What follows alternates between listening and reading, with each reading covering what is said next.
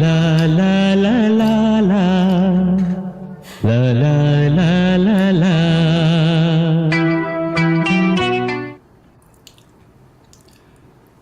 Good morning Dallas, good evening ನಮ್ಮ India, ನಮ್ಮ ಕರ್ನಾಟಕ, ನಮ್ಮ ಬೆಂಗಳೂರು, ನಮ್ಮ ಉಡುಪಿ ಅಂತ ಹೇಳ್ತಾ ನಿಮ್ಗೆಲ್ಲ ನಿಮ್ಮ ಗೆಳೆಯ ಮತ್ತೊಮ್ಮೆ ಸ್ವಾಗತ ಮಾಡ್ತಾ ಇದ್ದೀನಿ. ಇದು ರಾಜೀವ್ ಕುಲಕರ್ಣಿ ಕನ್ನಡವಾಣಿ ಕಾರ್ಯಕ್ರಮದಿಂದ, ಕನ್ನಡವಾಣಿ ಚಾನಲ್ದಿಂದ. ಇವತ್ತಿನ ತಾರೀಕು ಅಕ್ಟೋಬರ್ 12, 2025 ಬೆಳಗಿನ ಜಾವ 9 ಗಂಟೆ ಆಗ್ತಾ ಇದೆ ಇಲ್ಲಿ ಡ್ಯಾಲಸ್ನಲ್ಲಿ. Central standard time of USA ಅಂತ ಹೇಳ್ತೀವಿ ನಾವು. ಹಾಗೆಯೇ 7:30 ಗಂಟೆ ಸಾಯಂಕಾಲ ನಮ್ಮ ಇಂಡಿಯಾದಲ್ಲಿ. ಇವತ್ತು ನಮ್ಮ ಜೊತೆ ಒಬ್ರು ಸ್ಪೆಷಲ್ ಗೆಸ್ಟ್ ಇದ್ದಾರೆ. ಅವ್ರು ಯಾರು ಏನು ಅಂತ ಸ್ವಲ್ಪ ನಿಮಗೆ ಗೊತ್ತಿದೆ, ಐಡಿಯಾ ಆಗಿದೆ ಆಲ್ರೆಡಿ. ಯಾಕಂದ್ರೆ ಅವ್ರ ಬಗ್ಗೆ ನಾವು ಪೋಸ್ಟರ್ನಲ್ಲೂ ಹಾಕಿರ್ತೇವೆ, ಹಾಗೆ ಯೂಟ್ಯೂಬ್ ಲಿಂಕಲ್ಲೂ ಅವ್ರ ಬಗ್ಗೆ ಒಂದು ಡಿಸ್ಕ್ರಿಪ್ಷನಲ್ಲಿ ಹಾಕಿರ್ತೀವಿ ಏನು ಮಾಡ್ತಾರೆ ಅಂತೇಳಿ. ಆದರೆ ಇನ್ನೂ ಜಾಸ್ತಿ ಅವ್ರ ಬಗ್ಗೆ ತಿಳ್ಕೊಳ್ಳಿಕ್ಕೆ ಸ್ವಲ್ಪ ಹೊತ್ತು ನಿಮಗೆ ವೇಟ್ ಮಾಡಬೇಕಾಗುತ್ತೆ. ಯಾಕಂದರೆ ಮೊದಲು ನಾವು ಪ್ರತಿ ಭಾನುವಾರ ಈ ಕಾರ್ಯಕ್ರಮ ಶುರುವಾಗುವ ಮೊದಲು ಆ ಪರಮಾತ್ಮನನ್ನು ನೆನೆಸ್ಕೊಂಡು ಶುರು ಮಾಡ್ತೀವಿ. ಇವತ್ತು ಕೂಡ ಆ ಶ್ರೀಕೃಷ್ಣ ಪರಮಾತ್ಮನ ನೆನೆಸ್ಕೊಂಡು ಈ ಕಾರ್ಯಕ್ರಮ ಶುರು ಮಾಡೋಣ, ಬನ್ನಿ.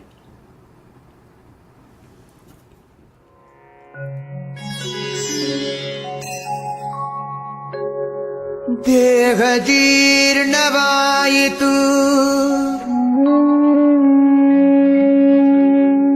ಧನದಾಹ ಜೀರ್ಣವಾಗದು ಕೃಷ್ಣ.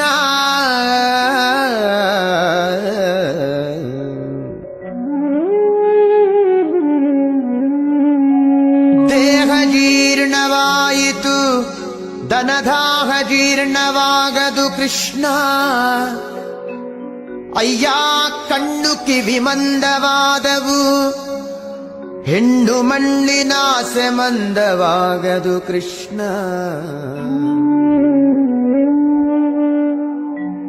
ಕಾಲು ಕೈ ಜವಗುಲ್ದಿದವು ಎನ್ನ, ಕಾಲು ಕೈ ಜವಗುಲ್ದಿದವು, ಭೋಗಲೋಲತೆ ಜವಗುಲ್ದವು ಕೃಷ್ಣ. ಭೋಗಲೋಲತೆ ಜವಗುಂದವು ಕೃಷ್ಣ.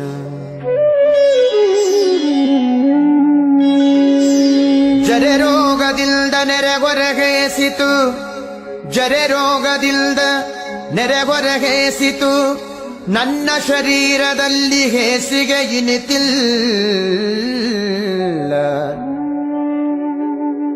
ಜರೆ ರೋಗದಿಂದ ನೆರೆಗೊರಗೇಸಿತು, ನನ್ನ ಶರೀರದಲ್ಲಿ ಹೇಸಿಗೆ ಇನಿತಿಲ್ಲ.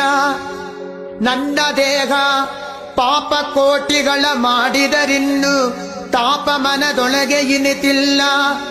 ನನ್ನ ದೇಹ ಪಾಪ ಕೋಟಿಗಳ ಮಾಡಿದರಿನ್ನು ತಾಪ ಮನದೊಳಗೆ ಇನಿತಿಲ್ಲ. ಹೀಗೆ ಸಂದು ಹೋಯಿತು ಕಾಲವೆಲ್ಲವೂ, ಮುಂದಣಗತಿ ದಾರಿ ತೋರದು ಕೃಷ್ಣ.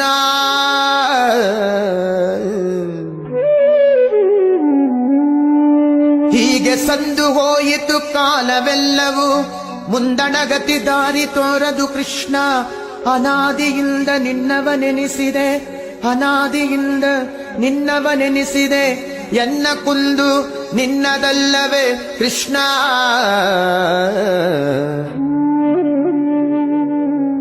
ಎನ್ನ ಕುಂದು ನಿನ್ನದಲ್ಲವೇ ಕೃಷ್ಣ. ಇನ್ನಾದರೂ ಇನ್ನಾದರೂ ಇನ್ನಾದರೂ ದಯೆಯಿಂದ ನೋಡಿ ಮನ್ನಿಸಬೇಕಯ್ಯ ಶ್ರೀಕೃಷ್ಣ. ಇನ್ನಾದರೂ ದಯೆಯಿಂದ ನೋಡಿ ಮನ್ನಿಸಬೇಕಯ್ಯ ಶ್ರೀಕೃಷ್ಣ. ಕೃಷ್ಣ ಕೃಷ್ಣ ಕೃಷ್ಣ ಕೃಷ್ಣ ಕೃಷ್ಣ ಕೃಷ್ಣ.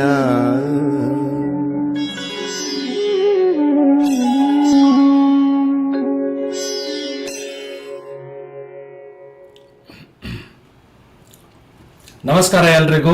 ನಿಮ್ಮ ಗೆಳೆಯ ರಾಜೀವ್ ಕುಲಕರ್ಣಿ ಮತ್ತೊಮ್ಮೆ ನಿಮಗೆ ಕನ್ನಡವಾಣಿ ಕಾರ್ಯಕ್ರಮಕ್ಕೆ ಸ್ವಾಗತ ಮಾಡ್ತಾ ಇದ್ದೀನಿ. ಇವತ್ತಿನ ತಾರೀಕು ಅಕ್ಟೋಬರ್ 12, 2025. ಸೊ ಇವತ್ತಿನ ಕಾರ್ಯಕ್ರಮ ಶುರು ಮಾಡುವ ಮೊದಲು ಫಸ್ಟ್ ಆಫ್ ಆಲ್ ನಮ್ಮ ಸಪೋರ್ಟರ್ಸ್ಗೆ ಥ್ಯಾಂಕ್ಸ್ ಅಂತ ಹೇಳ್ತೀನಿ. ಆಮೇಲೆ ಆ ಸಪೋರ್ಟರ್ಸಲ್ಲಿ ನೀವು ನಮ್ಮ ಆಡಿಯನ್ಸ್ ದೊಡ್ಡ ಒಂದು ಪಾತ್ರ ಇದರಲ್ಲಿ ನೀವು ಇದು ಮಾಡ್ತೀರಾ. ಯಾಕಂದರೆ ನೀವು ಈ ಕಾರ್ಯಕ್ರಮ ನೋಡ್ತೀರಾ, ನಮ್ಮ ಚಾನಲ್ಗೆ ಸಪೋರ್ಟ್ ಮಾಡ್ತೀರಿ, ನಮ್ಮ ಚಾನಲ್ ಲಿಂಕನ್ನು ಹಂಚ್ಕೊಳ್ತೀರಾ, ಹಾಗೆ ಸಬ್ಸ್ಕ್ರೈಬ್ ಮಾಡ್ತೀರಾ. ಅದಕ್ಕೆ ತುಂಬ ತುಂಬ ತುಂಬ ಹೃದಯಪೂರ್ವಕ ಒಂದು ನಾನು ಥ್ಯಾಂಕ್ಸ್ ಅಂತ ಹೇಳ್ತೀನಿ. ಯಾಕಂದರೆ ನಿಮ್ಮ ಸಪೋರ್ಟ್ ಇಲ್ಲದೆ ಈ ಕಾರ್ಯಕ್ರಮ ಚಾನಲ್ ನಡೆಸೋದು ಡೆಫಿನೆಟ್ಲಿ ತುಂಬ ಚಾಲೆಂಜಿಂಗ್ ಇರುತ್ತೆ. ಹಾಗೆ ನಮ್ಮ ಸಂದೀಪ್ ಸದಾನಂದಪ್ಪ ANV ಪರ್ಸ್ಪೆಕ್ಟಿವ್ ಅವರು ಯಾವಾಗಲೂ ಈ ನಮಗೆ ಟೆಕ್ನಿಕಲ್ ಸಪೋರ್ಟ್ ಆಗಿ ಟೆಕ್ನಿಕಲ್ ಗುರು ಅಂತ ಹೇಳ್ತೀನಿ. ಬೆಂಗಳೂರಿನಲ್ಲಿ ಅವರು ಇರ್ತಾರೆ. ಸೊ ನಿಮಗೆ ಯಾವುದೇ ಥರದ ಒಂದು ಆಡಿಯೋ ವಿಜುವಲ್ ಇದು ಕಾರ್ಯಕ್ರಮದಲ್ಲಿ ಯೂಸ್ ಮಾಡಬೇಕಂತ ಇದ್ದರೆ ಡೆಫಿನೆಟ್ ಆಗಿ ಸಂದೀಪ್ ಸದಾನಂದಪ್ಪ ಅವ್ರು ಕಾಂಟ್ಯಾಕ್ಟ್ ಮಾಡಿ. He is one of the best ಅಂತ ಹೇಳ್ತೀನಿ ನಾನು ಅದಕ್ಕೆ ವಾಚ್ ಮಾಡ್ತೀನಿ. ಯಾಕಂದರೆ ನಾನು ಅವ್ರ ಜೊತೆ 10 ವರ್ಷದಿಂದ ಕೆಲಸ ಮಾಡ್ತಾ ಇದ್ದೀನಿ. Is really a genius guy. Sandeep, thank you for being there all the time. ಹಾಗೆ ನಮ್ಮ ಬೇರೆ ಸಪೋರ್ಟರ್ಸ್ ಎಲ್ಲ ಇದ್ದಾರೆ. ಅವರು ನಮ್ಮ ವೆಲ್ ವಿಶರ್ಸ್ ಅಂತ ಹೇಳ್ತೀನಿ. ನಿಮಗೆಲ್ಲ ತುಂಬ ತುಂಬ ಥ್ಯಾಂಕ್ಸ್. ಬನ್ನಿ ಇವತ್ತಿನ ಕಾರ್ಯಕ್ರಮ ಶುರು ಮಾಡೋಣ. ಶುರು ಮಾಡುವ ಮೊದಲು ಒಂದು ಈ ವಿಡಿಯೋ ಕ್ಲಿಪ್ಪಿಂಗ್ ನೋಡೋಣ. ಆಮೇಲೆ ಅವ್ರ ಬಗ್ಗೆ 2 ಮಾತು ಹೇಳ್ತೀನಿ. Then I will bring the guest to you all. ಬನ್ನಿ ನೋಡೋಣ.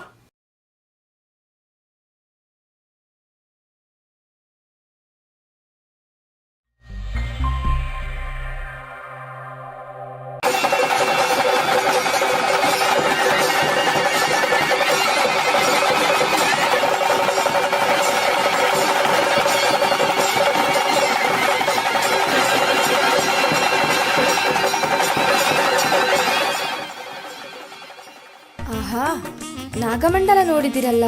ಇದನ್ನೇ ರಂಗೋಲಿ ಹಾಕಿ ಸುಂದರವಾದ ಆಶ್ಲೇಷಾಬಲಿ ಮಂಡಲ ಬಿಡಿಸಿದ ಕಲಾವಿದನನ್ನೂ ನೋಡಿದಿರಲ್ಲ.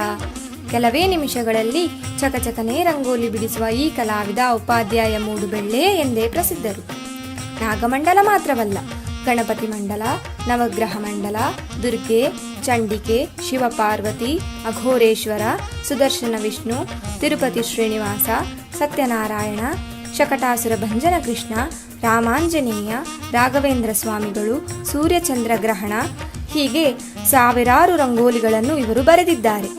ತೈಲ ಚಿತ್ರರಚನೆ, ಕಾವಿಕಲಿ ಚಿತ್ರರಚನೆ, ಒಂದೇ ಗೆರೆಯ ಚಿತ್ರರಚನೆಯಲ್ಲೂ ಎತ್ತಿದ ಕೈ. ಇವರ ಅಮೋಘ ಕಲಾ ನೈಪುಣ್ಯಕ್ಕೆ ಶಾಲಾ ಕಾಲೇಜುಗಳು, ಸಂಘ ಸಂಸ್ಥೆಗಳು, ಉಡುಪಿಯ ಅಷ್ಟಮಠಾಧೀಶರು ಬಿರುದು ಕೊಟ್ಟು ಸನ್ಮಾನಿಸಿದ್ದಾರೆ. ಮಂಡಲ ಬ್ರಹ್ಮ, ರಂಗೋಲಿ ರತ್ನ, ಚಿತ್ರಕಲಾ ರತ್ನ, ಕಲಾನಿಧಿ ಬಿರುದಾಂಕಿತ ಉಪಾಧ್ಯಾಯರು ರಂಗೋಲಿ ಕಲೆಯಲ್ಲಿ PhD ಮಾಡಿ ಡಾಕ್ಟರೇಟ್ ಪಡೆದಿದ್ದಾರೆ. ಇವರ ಜೀವಮಾನದ ಕಲಾ ಸಾಧನೆಗೆ ಕರ್ನಾಟಕ ಲಲಿತ ಕಲಾ ಅಕಾಡೆಮಿಯ ಗೌರವ ಪ್ರಶಸ್ತಿ, ಉತ್ತಮ ಶಿಕ್ಷಕ ರಾಜ್ಯ ಪ್ರಶಸ್ತಿ, ರಾಷ್ಟ್ರ ಪ್ರಶಸ್ತಿಗಳೂ ಒಲಿದು ಬಂದಿದೆ. ಇಂತಹ ಮಹಾನ್ ಕಲಾವಿದ ನಮ್ಮ ನಿಮ್ಮ ನಡುವೆ ಇರುವುದು ಹೆಮ್ಮೆಯ ವಿಷಯವಲ್ಲವೇ?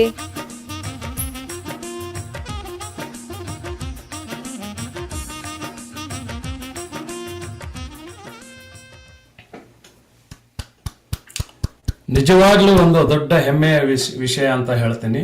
ಅದು ನಮ್ಮ ಸೌಭಾಗ್ಯ. ಇವತ್ತು ನಮ್ಮ ಜೊತೆ ಡಾಕ್ಟರ್ ಉಪಾಧ್ಯಾಯ ಮೂಡುಬೆಳ್ಳೆ ಅವರಿದ್ದಾರೆ. ಸೊ ಅವರನ್ನು ನಾವು ಸ್ವಾಗತ ಮಾಡೋಣ. Ladies and gentlemen, let's welcome doctor Upadhyaya Moodubelle. ನಮಸ್ಕಾರ, ಗುಡ್ ಈವ್ನಿಂಗ್. ಹೇಗಿದ್ದೀರಿ ಉಪಾಧ್ಯಾಯರೇ? ನಮಸ್ಕಾರ, ಗುಡ್ ಈವ್ನಿಂಗ್. ಹೇಗಿದ್ದೀರಾ?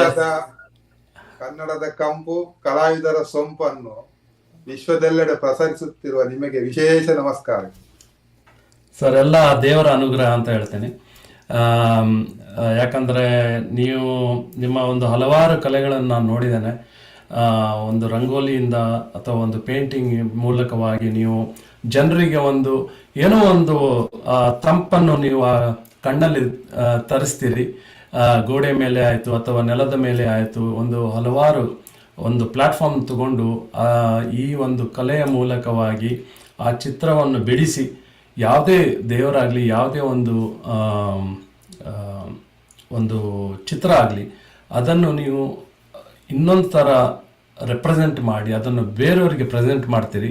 ಆ ಒಂದು ಕಲೆಯನ್ನು ನೋಡಲಿಕ್ಕೆ, ನಿಮ್ಮ ಜೊತೆ ಮಾತಾಡಲಿಕ್ಕೆ ಏನೋ ಒಂದು ಡಿಫ್ರೆಂಟ್ ಫೀಲಿಂಗ್ ಅಂತ ಹೇಳ್ತೇನೆ. ಅದು ನಮ್ಮ ಸೌಭಾಗ್ಯ. ಇವತ್ತು ನಮ್ಮ ಜೊತೆ ಕನ್ನಡ ವಾಣಿ ಜೊತೆ ನೀವು ಅಮೂಲ್ಯವಾದ ನಿಮ್ಮ 1 hour ಕೊಟ್ಟಿದ್ದೀರಾ. ನಿಮ್ಮ ಬಗ್ಗೆ ನಮ್ಮ ಪ್ರೇಕ್ಷಕರಿಗೆ ಹೇಳ್ಕೊಳ್ಳಿಕ್ಕೆ, ಹಾಗೆ ನಿಮ್ಮ ಕಲೆ ಬಗ್ಗೆ ಮಾತಾಡಲಿಕ್ಕೆ, ಅದಕ್ಕೆ ತುಂಬ ತುಂಬ ಥ್ಯಾಂಕ್ಸ್ ಅಂತ ಹೇಳ್ತೀನಿ. ಸೊ ಫಸ್ಟಿಗೆ ನಮ್ಗೆ ಗೊತ್ತು ನೀವು ದಕ್ಷಿಣ ಕನ್ನಡದಲ್ಲಿ ಇರೋದು, ನೀವು ಮೂಲತಃ ಎಲ್ಲಿಯವರು, ಆಮೇಲೆ ಈಗ ಎಲ್ಲಿ ಉಡುಪಿ ಹತ್ರ ಎಲ್ಲಿ ನೆಲೆಸಿದ್ದೀರಾ, ಎಷ್ಟು ವರ್ಷದಿಂದ ಅಲ್ಲಿ ಇದ್ದೀರಾ, ಅದರ ಬಗ್ಗೆ ಹೇಳ್ತೀರಾ. ಅದರ ಮೊದಲು ನಾನು ನಮ್ಮ ವೆಂಕಟರಮಣ ಭಟ್ರ ಅವರಿಗೆ ತುಂಬ ತುಂಬ ಥ್ಯಾಂಕ್ಸ್ ಅಂತ ಹೇಳ್ತೀನಿ. ಅವರ ಮೂಲಕವಾಗಿ ನಿಮ್ಮ ಪರಿಚಯ ಆಯಿತು. ಅದಕ್ಕೆ ಇಲ್ದಿದ್ರೆ ನಮಗೆ ಕಷ್ಟ ನಿಮ್ಮನ್ನು ಹಿಡಿಯೋದಕ್ಕೆ. ಸೊ ಅವ್ರು ಹೇಳಿದರು, ನಮ್ಮೊಬ್ರು ಗೆಳೆಯ ಇದ್ದಾರೆ ಉಪಾಧ್ಯಾಯ ಮೂಡುಬೆಳ್ಳೆಯವರು ಅಂಥೇಳಿ, ಅವರನ್ನು ನೀವು ಇಂಟರ್ವ್ಯೂ ಮಾಡಲೇಬೇಕು, ತುಂಬ ಅಂದರೆ ತುಂಬ ಒಂದು ದೊಡ್ಡ ಕಲಾವಿದರು ಅಂಥೇಳಿ. ಸೊ ಅದಕ್ಕೋಸ್ಕರ ಅವರಿಗೆ ನಾನು ತುಂಬ ಥ್ಯಾಂಕ್ಸ್ ಅಂತ ಹೇಳ್ತೀನಿ, ವೆಂಕಟರಮಣ ಭಟ್ರಿಗೆ. ಅವರನ್ನು ನಾನು ಇಂಟರ್ವ್ಯೂ ಮಾಡಿದ್ದೆ ಕೆಲವು ವಾರಗಳ ಹಿಂದೆ. ಸೊ ಅವರದ್ದು ಕಲೆ ಕೂಡ ಒಂದು ದೊಡ್ಡ ಒಳ್ಳೆ ಪ್ರತಿಭಾವಂತ ಅಂತ ಹೇಳ್ತೇನೆ ನಾನು. ಒಂದು ಕೊಕೊನಟ್ ಶೆಲ್ಲಿಂದ ಒಂದು ಪ್ರತಿಮೆ ಮಾಡುವುದು, ಅದೆಲ್ಲ ಅದು ಒಂದು ದೊಡ್ಡ ಆರ್ಟೆ ಅಂತ ಹೇಳ್ತೀನಿ. ಸೊ ನಿಮ್ಮ ಬಗ್ಗೆ ಹೇಳಿ ಸರ್, ನೀವು ಮೂಲತಃ ಎಲ್ಲಿಯವರು, ಎಷ್ಟು ವರ್ಷದಿಂದ ಇಲ್ಲಿದ್ದೀರಾ? ನಾವು ಮೂಲತಃ ಉಡುಪಿ ಜಿಲ್ಲೆಯ ಮೂಡುಬೆಳ್ಳೆ ಗ್ರಾಮದವರು. ಓಕೆ. ನಮ್ಮ ತಂದೆ ಎಲ್ಲ ಅಲ್ಲೇ ನೆಲೆಸಿರುವಂತದ್ದು. ನಮ್ದು ಮುಖ್ಯತಃ ಸಂಗೀತ ಕಲಾವಿದರ ವಂಶ. ಓಹೋ. ನಮ್ಮ ಅಜ್ಜ ಬೆಳ್ಳೆ ಅನಂತರಾಮ್ ಉಪಾಧ್ಯಾಯ ಅಂತೇಳಿ, ಅವರು ಮೈಸೂರು ಮಹಾರಾಜರಿಂದ ಸಂಗೀತ ಕೇಸರಿ ಎಂಬ ಬಿರುದು ಪಡೆದವರು. ಆನಂತರ ನಮ್ಮ ತಂದೆ ಯಕ್ಷಗಾನ ಕಲಾವಿದರು, ಮಟ್ಟದ್ದು ಮತ್ತೆ ಹವ್ಯಾಸಿಗಳು ಹೌದು. ನಮ್ಮ ತಂದೆ ರಾಮಕೃಷ್ಣ ಉಪಾಧ್ಯಾಯ, ತಾಯಿ ಲಕ್ಷ್ಮೀ ಅಮ್ಮ, ಅವರು ಸಹ ಪದ್ಯ ಕೀರ್ತನೆ ಹೇಳುವುದರಲ್ಲಿ ಅವರು ಮುಂದೆ ಇದ್ದರು. ಹಾಗೆ ನಮ್ಮದು ಒಂಥರ ಕಲಾವಿದರ ವಂಶ. ನಮ್ಮ ಇನ್ನೊಬ್ಬರು ಅಜ್ಜ ಇದ್ರು, ಅವರು ಮರದ ಶಿಲ್ಪ ಕೆತ್ತನೆಯಲ್ಲಿ ಬಹಳ ಹುಷಾರು. ಅವರೇ ಇಡೀ ಒಂದು ಮನೆಯನ್ನು ಕೆತ್ತಿ ಇಟ್ಟಿದ್ದಾರೆ. ಈಗಲೂ ನಮ್ಮ ಮೂಡುಬೆಳ್ಳೆಯಲ್ಲಿ ಅದು ಹಿರಿಯರ ಮನೆಯಾಗಿ ಉಂಟು. ಹಾಗೆ ನನಗೆ ಚಿತ್ರಕಲೆ ಒಲಿದು ಬಂತು. ನಾನು ಶಾಲೆಯಲ್ಲಿ ಕಲಿತಿರುವಾಗ ನನ್ನಲ್ಲಿರುವಂತಹ ಒಂದು ಚಿತ್ರಕಲೆಯ ಪ್ರತಿಭೆ ಅದು ಸ್ಪರ್ಧೆಗಳಲ್ಲಿ ಭಾಗವಹಿಸುವಾಗ ಬಹುಮಾನ ಪಡೆದಿರುವ ಮೂಲಕ ಅದು ಪ್ರಕಟ ಆಯಿತು. ಮೂಡುಬೆಳ್ಳೆಯಲ್ಲಿ ಶಾಲೆ ಅಂತೇಳಿ. ಆನಂತರ ಹೈಸ್ಕೂಲಲ್ಲಿ ಹೋಗುವಾಗ ಅಲ್ಲಿ ನಮಗೆ ಯಶವಂತ ಶೆಣೈ ಅಂತೇಳಿ ಚಿತ್ರಕಲೆಯ ಅಧ್ಯಾಪಕರಿದ್ರು. ಅವರು ನನ್ನ ಚಿತ್ರವನ್ನು ನೋಡುವಾಗ ಯಾವಾಗ ನೀನು ಮುಂದೆ ಕಲಾವಿದ ಆಗ್ಬೇಕು ಅಂತ ಹೇಳೋದು. ಆದ್ರೆ ನಾನು ಎಲ್ಲಾ ಸಬ್ಜೆಕ್ಟ್ ಅಲ್ಲಿಯೂ ಲೀಡಿಂಗ್. SLC ಇಡೀ ಶಾಲೆಗೆ ಟಾಪರ್ ಆಗಿ ಬಂದವ. ಅಂದ್ರೆ ಆಗಿನ ಕಾಲದಲ್ಲಿ ಒಂದು ಈಗಿನ ಹಾಗೆ 99.99% ಮಾರ್ಕ್ ಬೇಕು, 60% ಜಾಸ್ತಿ ಬಂದ್ರೆ ಅವಾಗ ಗ್ರೇಟ್ ಅಂತ. ನನಗೆ ಆ ಟೈಮಲ್ಲಿ 88% ಬಂದಿತ್ತು. 88% ಹೇಳಿದ್ರೆ ಭಾರಿ ಖುಷಿ. ಮೆರವಣಿಗೆ ಎಲ್ಲ ಮಾಡಿದ್ವಿ. ಆಗ ಬೇರೆ ಅಧ್ಯಾಪಕರು, ನಾನು SLC ಆದ ನಂತರ ಡ್ರಾಯಿಂಗ್ ಹೋಗುದು ಅಂತ ಡಿಸೈಡ್ ಮಾಡಿದೆ. ಅಷ್ಟೊತ್ತಿಗೆ ನನ್ನ ಬೇರೆ ಅಧ್ಯಾಪಕರು ಬಹಳ ಚಿಂತೆ ವ್ಯಕ್ತಪಡಿಸಿದ್ರು. ಇಷ್ಟು ಒಳ್ಳೆ ಒಬ್ಬ ಸ್ಕಾಲರ್ ಹುಡುಗ ಒಂದು ಡ್ರಾಯಿಂಗ್ ಕಲೀಲಿಕ್ಕೆ ಹೋಗುದು ಅಂದ್ರೆ, ಡ್ರಾಯಿಂಗ್ ಅಂದ್ರೆ ಒಂಥರ ನಗಣ್ಯ ಇತ್ತಾಗ, ಈಗಿನ ಕಾಲದ ಹಾಗೆ ಅಲ್ಲ. ಕಲಿತು ಹೋದ ಇವನ ಪ್ರತಿಭೆ ಎಲ್ಲ ಹಾಳಾಗಿ ಹೋಗ್ತದೆ, ನೀನು ಡ್ರಾಯಿಂಗ್ ಕಲಿಯೋದೇ ಬೇಡ ಅಂತ ಹೇಳಿದ್ರು. ನಾನು ಡ್ರಾಯಿಂಗ್ ಕಲಿಬೇಕು ಅಂತ ಆಟ. ಕೊನೆಗೆ ನಮ್ಮ ತಾಯಿಯನ್ನು ಕರ್ಸಿ ಬುದ್ಧಿ ಹೇಳಿದ್ರು, ನಮ್ಮ ಅಣ್ಣನವರನ್ನು ಕರ್ಸಿ ಬುದ್ಧಿ ಹೇಳಿದ್ರು. ಏನ್ ಹೇಳಿದ್ರು, ನಾನು ಡ್ರಾಯಿಂಗ್ ಕಲಿಬೇಕು. ಆದ್ರೆ ಒಂದು ಕ್ವಶನ್ ಇಲ್ಲಿ ನಾನು ನಿಮ್ಗೆ ಮಧ್ಯದಲ್ಲಿ ಮಾತಾಡ್ತಾ ಇದ್ದೇನೆ.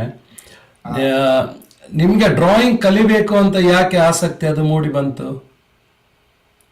ಅಂದ್ರೆ ನಾನು ಚಿಕ್ಕಂದಿನಿಂದಲೂ ಅಬ್ಸರ್ವೇಷನ್ ಮಾಡುದು ಜಾಸ್ತಿ. ಯಾವುದೇ ಒಂದು ಊರಿನಲ್ಲಿ ಒಂದು ಮನೆಗೆ ಹೋದಾಗ ಅಲ್ಲಿ ಏನು ಆ ಕಲೆಗೆ ಸಂಬಂಧಪಟ್ಟದ್ದು ಏನು ನನ್ನಲ್ಲಿ ಏನೋ ಅದು ಒಳಗಿಂದ ಅದು ಇನ್ನರ್ ಫೀಲಿಂಗ್ಸ್ ನಾಗೆ ಅದನ್ನು ಅಬ್ಸರ್ವ್ ಮಾಡುದು, ಅದನ್ನ ಮನೆಗೆ ಬಂದು ಬಿಡಿಸೋದು, ಹೀಗೆ ಬೈ ಜೀನಿಯಸ್ ಬಂದಿತ್ತು ನನಗೆ. ಹಾಗೆ ನಾನು ಅದು ನನ್ನ ಎಲ್ಲಾ ಸಬ್ಜೆಕ್ಟ್ ಅಲ್ಲಿ, ಈಗ ಸೈನ್ಸ್ ಇರ್ಲಿ, ಸೋಷಿಯಲ್ ಇರ್ಲಿ, ಮ್ಯಾಥಮೆಟಿಕ್ಸ್, ನಾನು ನೋಟ್ಸ್ ಬುಕ್ ಅಲ್ಲಿ ಡ್ರಾಯಿಂಗ್ ಮಾಡೋದೆಲ್ಲ ಇತ್ತು. ಎಲ್ಲ ಟೀಚರ್ಸ್ ಅಪ್ರಿಶಿಯೇಟ್ ಮಾಡ್ತಿದ್ರು, ಇವನ್ ದೊಡ್ಡ ಕಲಾವಿದ ಆಗ್ತಾನೆ ಏನೋ ಅಂತ ತಮಾಷೆಗೆ ಹೇಳ್ತಿದ್ರು. ಬಟ್ ಈಗ ಸತ್ಯ ಆಗಿದೆ ಅಷ್ಟೇ. ಅದು ಒಂದೊಂದ್ಸಲ ಹೇಳ್ತೇವೆ ನಾವು ಮಾತಾಡಿದ್ದು ಅದು ಸತ್ಯ ಆಗ್ತದಂತೆ, ದೇವರು ತಥಾಸ್ತು ಅಂತ ಅಂದ್ಬಿಡ್ತಾನಂತೆ. ಯಾವ ಟೈಮಲ್ಲಿ ಯಾವಾಗ ತಥಾಸ್ತು ಅಂತಾನೆ ಗೊತ್ತಾಗೋದಿಲ್ಲ ಅಂತೇಳಿ. ಸೊ ನಿಜವಾಗ್ಲು ಅದು ಅವರು ಹಿರಿಯರು ಹೇಳಿದ್ದು ಅಥವಾ ಟೀಚರ್ಸ್ ಹೇಳೋದು ಅಥವಾ ನಿಮ್ಮ ನೇಬರ್ಸ್ ಹೇಳೋದು ಎಲ್ಲ ಸತ್ಯವಾಗಿ ಬಿಟ್ಟಿದೆ ಈಗ, ಯಾಕಂದ್ರೆ ನಿಮ್ಮ ಕಲೆಯಲ್ಲೇ ಗೊತ್ತಾಗ್ತದೆ. ಆದರೆ ಒಂದು ಪ್ರಶ್ನೆ ಬರ್ತದೆ, ನೀವು ಈ ಕಲೆಯನ್ನು ಪೇಂಟಿಂಗ್ ಕೂಡ ಮಾಡ್ತೀರಾ, ಸೊ ಹಾಗೆ ರಂಗೋಲಿ ಕೂಡ ಮಾಡ್ತೀರಾ. ರಂಗೋಲಿ ಬಗ್ಗೆ ಆಮೇಲೆ ಮಾತಾಡೋಣ. ಈ ಪೇಂಟಿಂಗ್ ಬಗ್ಗೆ ಹೇಳಿ. ಪೇಂಟಿಂಗ್ ಬಗ್ಗೆ ಅಲ್ಲಿ ನೀವು ಯಾವ ಥರದ ಒಂದು ಪ್ಲಾಟ್ಫಾರ್ಮ್ ಮೇಲೆ ಅದನ್ನು ಮಾಡ್ತೀರಾ, ಅಥವಾ ಅದು ಹಲವಾರು ಥರದ ಪೇಂಟಿಂಗ್ ಇರುತ್ತೆ, ಸೊ ಅದ್ರ ಬಗ್ಗೆ ಸ್ವಲ್ಪ ಹೇಳ್ತೀರಾ? ಪೇಂಟಿಂಗ್ ಬಗ್ಗೆ ಹೇಳೋದಾದ್ರೆ ನನಗೆ ಸ್ವಲ್ಪ ರಿಯಲಿಸ್ಟಿಕ್ ಟೈಪ್ ಅಲ್ಲಿ ನಾನು ಸ್ವಲ್ಪ ಜಾಸ್ತಿ ನುರಿತವ. ಅಂದ್ರೆ ನಮ್ಮ ಏನು ಫೈನ್ ಆರ್ಟ್ ಏನಂತ ಹೇಳ್ತಾರೆ ಹಿಂದಿನಿಂದ ಬಂದದ್ದು. ಅಂದ್ರೆ ಮುಖ್ಯವಾಗಿ ನಮ್ಮ ರಾಜ ರವಿವರ್ಮ ಆರ್ಟಿಸ್ಟ್ ಬಹಳ ಫೇಮಸ್. ಅವರ ಆರ್ಟ್ ಎಲ್ಲ ನಮ್ಗೆ ಕಂಡಯ್ಯ ರಾಜು ಅವರ ಆರ್ಟ್, ಅಲ್ಮೇಲ್ಕರ್ ಅವರ ಆರ್ಟ್ ಎಲ್ಲ ನನ್ನ ಮೇಲೆ ತುಂಬಾ ಇಂಪ್ರೆಸಿವ್ ಆಯ್ತು. ನಾನು ಹೈಸ್ಕೂಲ್ ಆದ ನಂತರ ಕಾಲೇಜಿಗೆ ಹೋಗ್ಲಿಲ್ಲ, ಆದ್ರೆ ಆರ್ಟ್ ಕಾಲೇಜಿಗೆ ಹೋಗಿದ್ದೆ. ಅದರಲ್ಲಿ ಡಬಲ್ ಗ್ರಾಜುಯೇಷನ್ ಮಾಡಿದ್ದೆ. ಆ ಸಮಯದಲ್ಲಿ ನನಗೆ ಈ ಫೈನ್ ಆರ್ಟ್ ತುಂಬಾ ಇಂಟ್ರೆಸ್ಟಿಂಗ್ ಇದೆ. ಮಾಡರ್ನ್ ಆರ್ಟ್, ಕಂಟೆಂಪರರಿ ಆರ್ಟ್ ಮಾಡ್ತೇನೆ, ಆದ್ರೆ ಇದು 70% ಫೈನ್ ಆರ್ಟ್. ಅದಕ್ಕೆ ನನಗೆ ಡಿಮಾಂಡ್ ಬಂತು. ಮತ್ತೆ ನಾನು ಕಾಲೇಜ್ ಹೋಗ್ತಾ ಇರುವಾಗ ಸೈಡ್ ಬೈ ಸೈಡ್ ನಾನು ಉಡುಪಿಯಲ್ಲಿ ಪ್ರಸಿದ್ಧ ಕಲಾವಿದರು, ಅಂದ್ರೆ ಉಡುಪಿಯ ಕೃಷ್ಣಮಠ, ಅನಂತೇಶ್ವರ, ಚಂದ್ರೇಶ್ವರ ದೇವಸ್ಥಾನದಲ್ಲಿ ತುಂಬಾ ದೇವರ ಚಿತ್ರಗಳನ್ನು ಮಾಡಿದ್ದಾರೆ. ಈಗ ಅದು ಸ್ವಲ್ಪ ಕೆಲವೆಲ್ಲ ಹಾಳಾಗಿದೆ. ಆ ಕಾಲದಲ್ಲಿ ಎಲ್ಲರೂ ಹೋದ್ರೆ ಉಡುಪಿಯಲ್ಲಿ ಆ ಚಿತ್ರಗಳನ್ನು ನೋಡ್ಲಿಕ್ಕೆ ಹೋಗ್ತಾ ಇದ್ರು. ಈ ದೇವಸ್ಥಾನ ಸುತ್ತ ಚಿತ್ರ, ಅದು ನಮ್ಮ ಪುತ್ತೂರಿನ ಕಲಾವಿದ ದಿವಂಗತ KP ಗೋಪಾಲಕೃಷ್ಣ ರಾವ್ ಅಂತೇಳಿ ಬರೆದವರು. ನಾನು ಹೈಸ್ಕೂಲ್ ಅಲ್ಲಿ ಇರುವಾಗ ಉಡುಪಿ ಹೋದಾಗೆಲ್ಲ ಚಿತ್ರ ನೋಡಿ ಇದನ್ನು ಯಾರು ಬರ್ದಿರ್ಬೋದು, ನನಗೆ ಅವರು ನಮ್ಮ ಭೇಟಿ ಆಗ್ಬೇಕು ಅಂತ. ನಾನು ಆಗ ಅಂಗಿ ಚಡ್ಡಿ ಹಾಕೊಂಡು ಹೋಗೋ ಕಾಲ. ಕೊನೆಗೆ ಒಂದು ದಿವಸ ಅನಂತೇಶ್ವರದ ಎದುರುಗಡೆ ರವಿಕಿರಣ್ ಸ್ಟೋರ್ ಅಂತ ಇತ್ತು, ಅಲ್ಲಿ ಭಟ್ರ ಹತ್ರ ಹೋಗಿ ಈಗ ಈ ಚಿತ್ರ ಬರೆದವ್ರು ನಂಗೆ ಒಂದ್ರ ಭೇಟಿ ಆಗ್ಬೇಕಲ್ಲ. ಅವ್ರಿಗೆ ಏನು ಖಂಡಿತೇನೋ, ಅವ್ರು ಹಾಗೆಲ್ಲ ಸಿಗುದಿಲ್ಲ. ಆಯ್ತು ನಾನು ಕರ್ಕೊಂಡು ಹೋಗ್ತೇನೆ. ಮತ್ತೆ ಸ್ವಲ್ಪ ಕೂತ್ಕೊಳ್ಳಿ, ನಾನು ಕರ್ಕೊಂಡು ಹೋದ್ರು ಅವರ ಮನೆಗೆ. ಕರ್ಕೊಂಡೋಗಿ ಹೀಗೆ ಇಂಟ್ರೊಡ್ಯೂಸ್ ಮಾಡಿದ್ರು. ಅವರು ಚಿತ್ರ ಮಾಡೋದು ನಮ್ಗೆ ಹೆದರಿಕೆ, ಇಷ್ಟು ಒಳ್ಳೆ ಚಿತ್ರ ಮಾಡ್ತಾರಲ್ಲ. ಕೊನೆಗೆ ನಂಗೊಂದು ಚಿತ್ರ ಕಲಿಬೇಕು ಅಂತ ಉಂಟು ಹೇಳಿದೆ. ಅದಕ್ಕೆ ನೀವು ಬನ್ನಿ, ಸ್ವಲ್ಪ ಡಿಸೈನ್ ಮಾಡ್ಲಿಕ್ಕೆಲ್ಲ ಸ್ವಲ್ಪ ಆಗ್ತದೆ, ನನಗೆ ಹೆಲ್ಪ್ ಆಗ್ತದೆ, ಬನ್ನಿ. ಹಾಗೆ ಸುಮಾರು ಒಂದು 10-12 ವರ್ಷ ಹೋದೆ ಅವರೊಟ್ಟಿಗೆ. ಅವರು ಚಿತ್ರ ಮಾಡಿ ನಮ್ಮನ್ನು ಬಿಡ್ತಾ ಇಲ್ಲ, ಎಲ್ಲ ಚಿತ್ರ ಹಾಳಾದ್ರೆ ಅವರ ಚಿತ್ರ. ಅವರು ಎದುರುಗಡೆ ಚಿತ್ರ ಮಾಡೋದು, ಹಿಂಬದಿ ಕೂತ್ಕೊಂಡು ನಾವೆಲ್ಲ ಕಲಿಯುದು, ಯಾವ ಕಲರ್ ಹಾಕ್ತಾರೆ, ಯಾವ್ದು ಮಿಕ್ಸಿಂಗ್ ಮಾಡ್ತಾರೆ. ಹಾಗೆ ಕಲ್ತು ಒಮ್ಮೆ ನಾನು ಮೂಡುಬೆಳೆ ದೇವಸ್ಥಾನದಲ್ಲಿ, ಆಗ ಹಣ ಬಹಳ ಕಷ್ಟ ಸಮಯ, ಆಗ ಒಬ್ಬರನ್ನು ಹಿಡಿದು ನಂಗೆ ಪೇಂಟಿನ ಹಣ ಕೊಡಿ ಅಂತ ಹೇಳಿ ಅವರ ಒಂದು ಪೇಂಟ್ನ ಹಣ ಕೊಟ್ಟು ಅದನ್ನು ತಗೊಂಡೋಗಿ ಆ ದೇವಸ್ಥಾನ ಗೋಡೆಯಲ್ಲಿ 3-4 ಚಿತ್ರ ಬಿಡಿಸಿ ನಮ್ಮ KP ಗೋಪಾಲಕೃಷ್ಣ ಒಂದು ಹಠ ಹಿಡಿದು ಕರ್ಕೊಂಡೋಗಿ ತೋರಿಸಿದೆ. ಇದು ನನಗೆ ಹೇಳಿಕೊಂಡ ಅದ್ರಲ್ಲಿ ಹೇಗಾಗಿದೆ ನೋಡಿ ಅಂತ. ಅವರಿಗೆ ಅದನ್ನು ನೋಡಿ ಆಶ್ಚರ್ಯ ಆಯ್ತು. ಉಪಾಧ್ಯಾಯರು, ನಾನು ನಿಮ್ಗೆ ಏನು ಹೇಳಿಕೊಂಡು ನೀವು ಇಷ್ಟು ಹೇಗೆ ಬರ್ತೀರಿ, ನಿಮ್ಮ ಆಶೀರ್ವಾದ ಹೇಳಿ. ಆ ನಂತರ ನನ್ನ ಜೊತೆ ನನಗೆ ನೀವೇ ಶಿಷ್ಯ ಅಂತ ಹೇಳಿ ಅವರಿಗೆ ನಾನು ಒಬ್ಬನೇ ಶಿಷ್ಯ ಇದ್ರು ಕೊನೆಯವರೆಗೆ. ಅದೊಂದು ಹಾಗೆ ನನಗೆ ಫೈನ್ ಆರ್ಟ್ ಅಲ್ಲಿ ತುಂಬಾ ಇಂಟ್ರೆಸ್ಟ್ ಇದೆ. ಕೃಷ್ಣನ ಆಶೀರ್ವಾದ, ಆನಂದೇಶ್ವರ ಚಂದ್ರಶೇಖರ ಆಶೀರ್ವಾದದಿಂದ ನನಗೆ ಅಲ್ಲೇ ಫೈನ್ ಆರ್ಟ್ ನನ್ನ ಕೈಗೆ ಬಂದ್ಬಿಟ್ಟು.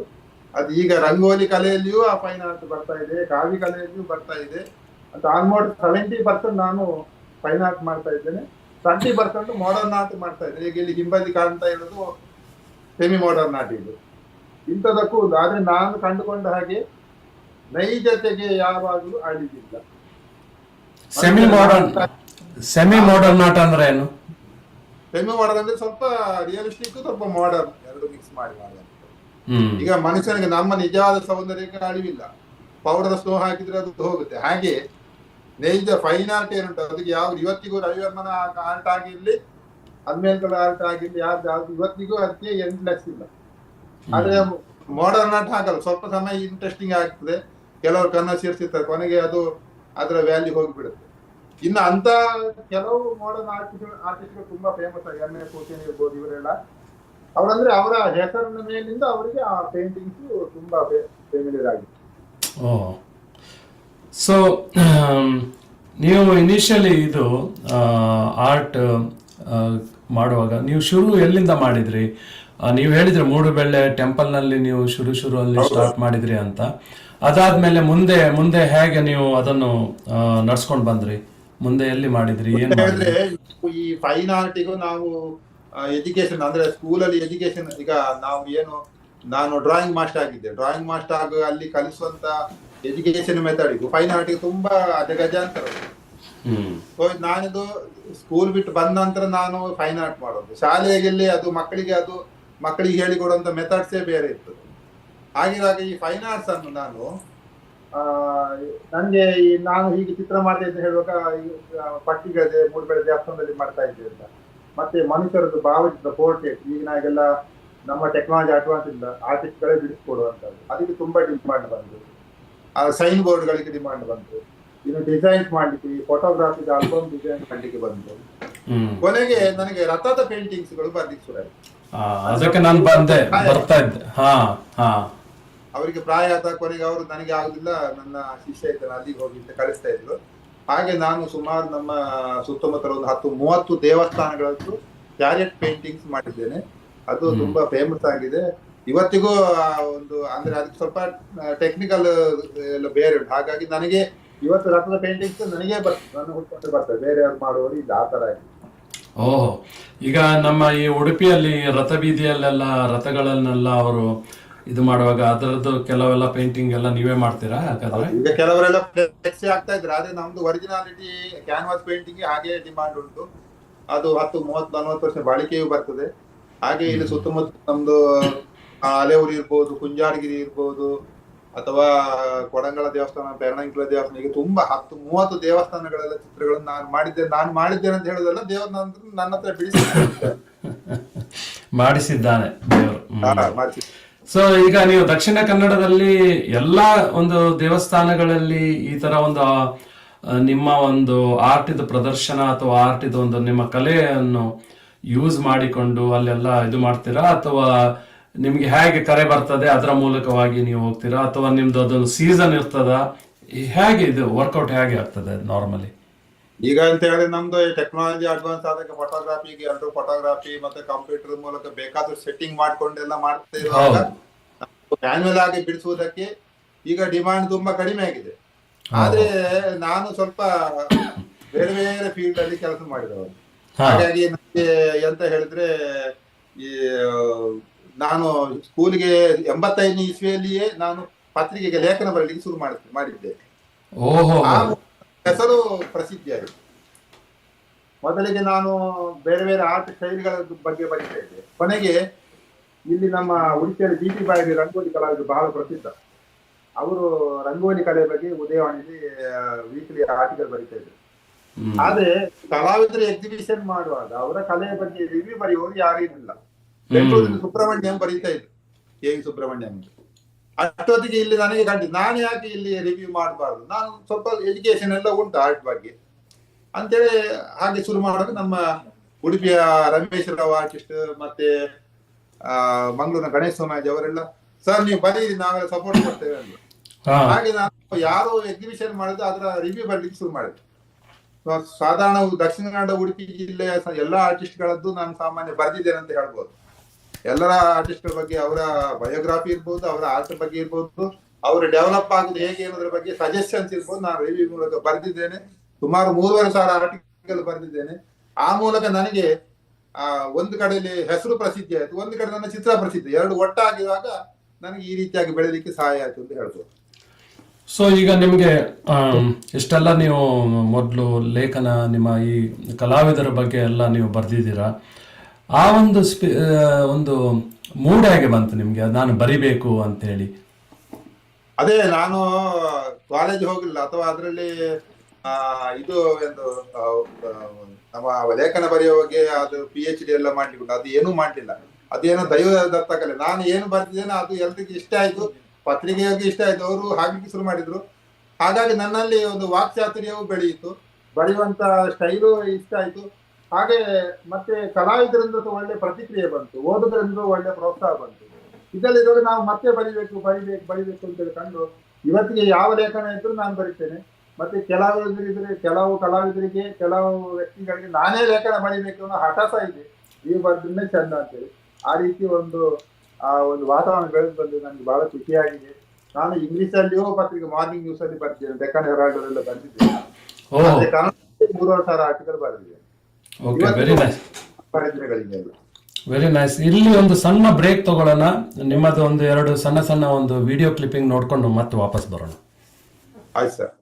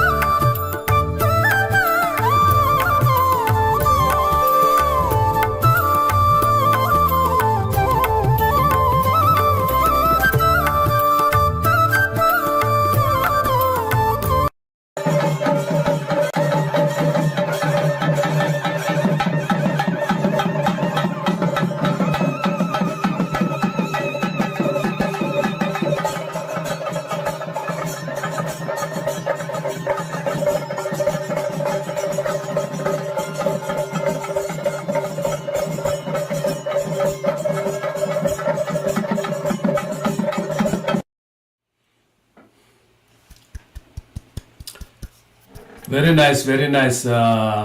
ಪ್ರೇಕ್ಷಕರಿಗೆ ಈಗೀಗ ನೀವು ಲಾಗಿನ್ ಆದರೆ ನಿಮ್ಗೆ ಹೇಳ್ತಾ ಇದ್ದೀನಿ, ಇವತ್ತು ನಮ್ಮ ಜೊತೆ ಡಾಕ್ಟರ್ ಉಪಾಧ್ಯಾಯ ಮೂಡುಬೆಲೆ ಅವರು, ಉಡುಪಿ ಡಿಸ್ಟ್ರಿಕ್ಟಿಂದ. And he is one of the finest ಕಲಾವಿದರು ಅಂತ ಹೇಳ್ತೀನಿ, ಆರ್ಟಿಸ್ಟ್. ಅದು ರಂಗೋಲಿ ಆಗಲಿ ಅಥವಾ ಪೇಂಟಿಂಗ್ ಆಗಲಿ, ಹಲವಾರು ಟೆಂಪಲ್ಸ್ನಲ್ಲಿ ಅವರು ಮೊದಲಿಂದಲೇ ಈ ಟೆಂಪಲ್ನಲ್ಲಿ ಹಲವಾರು ರೀತಿಯ ಪೇಂಟಿಂಗನ್ನು ನಡ್ಸ್ಕೊಂಡು ಬರ್ತಾ ಇದ್ದಾರೆ, ಇನ್ನೂ ಫೇಮಸ್ ಆಗ್ತಾ ಇದ್ದಾರೆ. ಅವ್ರ ಜೊತೆ ನಮ್ಮ ಇವತ್ತು ಮಾತುಕತೆ ನಡೀತಾ ಇದೆ. ಹೇಗೆ ಅವರಿಗೆ ಇದರಲ್ಲಿ ಆಸಕ್ತಿ ಹುಟ್ಟಿತು, ಹೇಗೆ ಅವರು ಇದನ್ನು ತಮ್ಮ ಕರಿಯರ್ ಆಗಿ ಇಟ್ಕೊಂಡು ಮುಂದೆ ಬಂದರು ಅಂಥೇಳಿ. ಸೊ ಬನ್ನಿ ಅವರನ್ನು ಮತ್ತೆ ಮುಂದುವರ್ಸೋಣ. ಆದರೆ ಒಂದು ಮಾತು ಹೇಳ್ತೀನಿ, ನಮ್ಮ ಕನ್ನಡವಾಣಿ ಚಾನಲ್ ಮೂಲಕವಾಗಿ ನಾವು ಹಲವಾರು ಕಲಾವಿದರನ್ನು ನಾವು ಪ್ರತಿ ವಾರ ಕರ್ಕೊಂಡು ಬರ್ತಾ ಇದ್ದೀವಿ. ಅವರು ಯಾವುದೇ ಆರ್ಟ್ ಆಗಲಿ ಅಥವಾ ಯುನೀಕ್ ಪರ್ಸ್ನಾಲಿಟಿ ಆಗಲಿ ಅಥವಾ NGOs ಆಗಲಿ, ಸೊ ಅವರನ್ನು ಇಂಟ್ರೊಡ್ಯೂಸ್ ಮಾಡೋದು ಸಣ್ಣ ನಮ್ಮ ಪ್ರಯತ್ನ. ಈ ಪ್ಲ್ಯಾಟ್ಫಾರ್ಮ್ ಮೂಲಕವಾಗಿ ನಿಮ್ಮ ತಲಕ ಮುಟ್ಟಿಸ್ಲಿಕ್ಕೆ ಸಣ್ಣ ಪ್ರಯತ್ನ. ಸೊ ಖಂಡಿತವಾಗಿ ನಮ್ಮ ಚಾನಲ್ ಲಿಂಕನ್ನು ಹಂಚ್ಕೊಳ್ಳಿ, ಹಾಗೆ ಸಬ್ಸ್ಕ್ರೈಬ್ ಮಾಡಿ ಅಂತೇಳಿ ನಾನು ಕೇಳ್ಕೊತೀನಿ. ಸೊ ಬನ್ನಿ ಈಗ ನಮ್ಮ ಡಾಕ್ಟರ್ ಉಪಾಧ್ಯಾಯ ಅವ್ರ ಹತ್ರ ನಮ್ಮ ಮಾತುಕತೆ ಮುಂದುವರ್ಸೋಣ. ಸರ್, ಎಷ್ಟು ಚಂದವಾಗಿ ಅದನ್ನೆಲ್ಲ ನೀವು ಬರೆದಿದ್ದು ಆರ್ಟನ್ನು ನೀವು ಡಿಸ್ಪ್ಲೇ ಮಾಡಿದ್ದೀರಾ. ನೀವು ಅದು ಡಿಸ್ಪ್ಲೇ ಮಾಡುವಾಗ ನಿಮಗೆ ಯಾವ ಥರ ಭಾವನೆ ಬರ್ತದೆ ಆ ಟೈಮಲ್ಲಿ? ಕಲೆ ದೇವರು ಅಂತ, ದೇವರಿಗೆ ಕಲೆ ಅಂದ್ರೆ ಕಲೆಯದ್ದು ಗ್ಯಾಪ್ ಅಂತೇಳಿ ನಾನು ಆರ್ಟಿಕಲ್ ಬರೆದಿದ್ದೇನೆ, GAP ಅಂತ. Okay. God, artist and priest ಅಂತ. ಅಂದ್ರೆ ಕಲಾವಿದ, ದೇವರು ಮತ್ತು ಅರ್ಚಕ. ಅಂದ್ರೆ ದೇವರು ಮನುಷ್ಯರನ್ನು ಸೃಷ್ಟಿಸ್ತಾನೆ ಕಲಾವಿದನಂತೇಳಿ. ಆ ಕಲಾವಿದನ ಮೂಲಕವೇ ದೇವರ ಚಿತ್ರ ಬರ್ಬೇಕು, ಇಲ್ಲ ದೇವರ ಚಿತ್ರ ಬರುವುದಿಲ್ಲ. ಆ ದೇವರ ಚಿತ್ರವನ್ನು ಅಥವಾ ದೇವರ ಶಿಲ್ಪವನ್ನು ಅರ್ಚಕರು ಪೂಜೆ ಮಾಡ್ತಾರೆ. ಹಾಗಾಗಿ GAP ಅಂತ, ಗಾಡ್ ಮತ್ತೆ ಆರ್ಟಿಸ್ಟ್ ಅಂತ ಮೂವರೊಟ್ಟಿಗೆ ಸೇರಿ ಇವತ್ತು ಜಗತ್ತು ನಡೀತಾ ಇದೆ ಅಂತೇಳಿ ನಾನೊಂದು ಆರ್ಟಿಕಲ್ ಬರ್ತಿದ್ದೇನೆ. ಅಂದ್ರೆ ನಾವು ಕಲೆಯನ್ನೇ ದೇವರು ಅಂತೇಳಿ ಆರಾಧಿಸುವ, ಕಲೆಯ ಮೂಲಕ ಖುಷಿ ಪಡುವವರು. ಅಂದ್ರೆ ಕಲೆ ಎನ್ನುವಂತದ್ದು ಕಲಾವಿದರಿಗೆ ಮಾತ್ರ ಖುಷಿ ಕೊಡ್ತದೆ, ಎಷ್ಟೋ ಲಕ್ಷಗಟ್ಟಲೆ ಜನರಿಗೆ ಖುಷಿ ಕೊಡ್ತಾರೆ. ಅದರಲ್ಲಿ ಹೆಚ್ಚಿನವರು ನಿಜವಾಗಿ ಖುಷಿ ಪಡ್ತಾರೆ. ತಾವು ಆ ಕಲೆಯ ಒಳಗೆ ಹೋಗಿ ಹೊರಗೆ ಬರ್ತಾರೆ, ತಮ್ಮ ಜೀವನ ಅನುಭವನ ಅದರ ಜೊತೆಗೆ ಹಂಚಿಕೊಳ್ತಾರೆ, ಕಲೆ ಚಿತ್ರಕಲೆ ಜೊತೆಗೆ ಮಾತಾಡ್ತಾರೆ. ಸೊ ಅಂತಹ ಆತ್ಮ ಸುಖ ಏನುಂಟು ಅದು ನಮಗೆ ಸುಖ ಕೊಡ್ತದೆ. ನಮ್ಮ ಮನಸ್ಸಿಗೆ ಮತ್ತಷ್ಟು ಇಂಪ್ರೆಸಿವ್ ಆಗಿ ನಾವು ಇನ್ನೂ ಮಾಡ್ಬೇಕು, ಇನ್ನೂ ಏನಾದ್ರೂ ಮಾಡಬೇಕು, ಇನ್ನೂ ಸಮಾಜಕ್ಕೆ ಏನಾದ್ರೂ ಕೊಡುಗೆ ಕೊಡ್ಬೇಕು ಅಂತೇಳಿ ಕಾಣ್ತದೆ. ಸೊ ಆ ದೃಷ್ಟಿಯಿಂದ ನಾನು ಕಲೆಯನ್ನು ಆರಾಧಿಸ್ಕೊಂಡು ಬಂದಿದ್ದೇನೆ, ಕಲೆಯ ಮೂಲಕ ದೇವರನ್ನು ಆರಾಧಿಸಿಕೊಂಡು ಬಂದಿದ್ದೇನೆ. ಇನ್ನು ನಾನು ಹೇಳಬಹುದು, ಏನು ಹೇಳಿದ್ರೆ, ನಾನು ಒಂದಿಗೆರೆಯ ಚಿತ್ರವನ್ನು ಮಾಡುವುದರಲ್ಲಿ ಸಾಧನೆ ಮಾಡಿಸಿಕೊಂಡಿದ್ದೇನೆ. ಅದು ನಾನು ಕೇಳಬೇಕಂತ ಇದ್ದದ್ದು. ಈಗ ನೀವು ಡಾಕ್ಟರ್ ಅಬ್ದುಲ್ ಕಲಾಂ ಅವರ ಚಿತ್ರವನ್ನು ನೀವು ಅದನ್ನು ಬಿಡಿಸಿ ಅದು ನ್ಯೂಸ್ ಪೇಪರ್ ಅಲ್ಲಿ ಕೂಡ ಡಿಸ್ಪ್ಲೇ ಆಗಿದೆ. ನೀವು ಆರ್ಟ್ ಟೀಚರ್ ಆದಾಗ ಇದು ಗೆರೆಯ ಚಿತ್ರ ಅದೇ ಹಾಗೆ ನಿಮ್ಗೆ ತಲೆಯಲ್ಲಿ ಬಂತು ಅದು ಮಾಡ್ಬೇಕಂತ? ಮತ್ತೆ ಅದು ಅಷ್ಟು ಅಕ್ಯುರೇಟ್ ಆಗಿ ಹಾಗೆ ಮಾಡ್ತೀರಾ ನೀವು? ಅದು ನಾನು ಮುಂಚಿನಿಂದಲೂ ನನ್ನಲ್ಲಿ ಭಾವನೆ ಅಂತ ಹೇಳಿದೆ. ನಮ್ಮ ತಂದೆ ತಾಯಿ ಹೇಳ್ತಿದ್ರು, ಮಗ ನೀನ್ ದೊಡ್ಡವನಾಗ 10ರಲ್ಲಿ 11 ಆಗ್ಬಾರ್ದು, ನೀನು ಒಂದೇ 10 ಜನರಲ್ಲಿ ಒಬ್ಬ ಅಂತ ಆಗ್ಬಾರ್ದು. ನಾನು ಸಪರೇಟ್ ಆಗ್ತೀನಿ. ಸಪರೇಟ್ ಅಂದ್ರೆ ನಾನು ವೈಶಿಷ್ಟ್ಯತೆ ತೋರಿಸ್ಬೇಕು.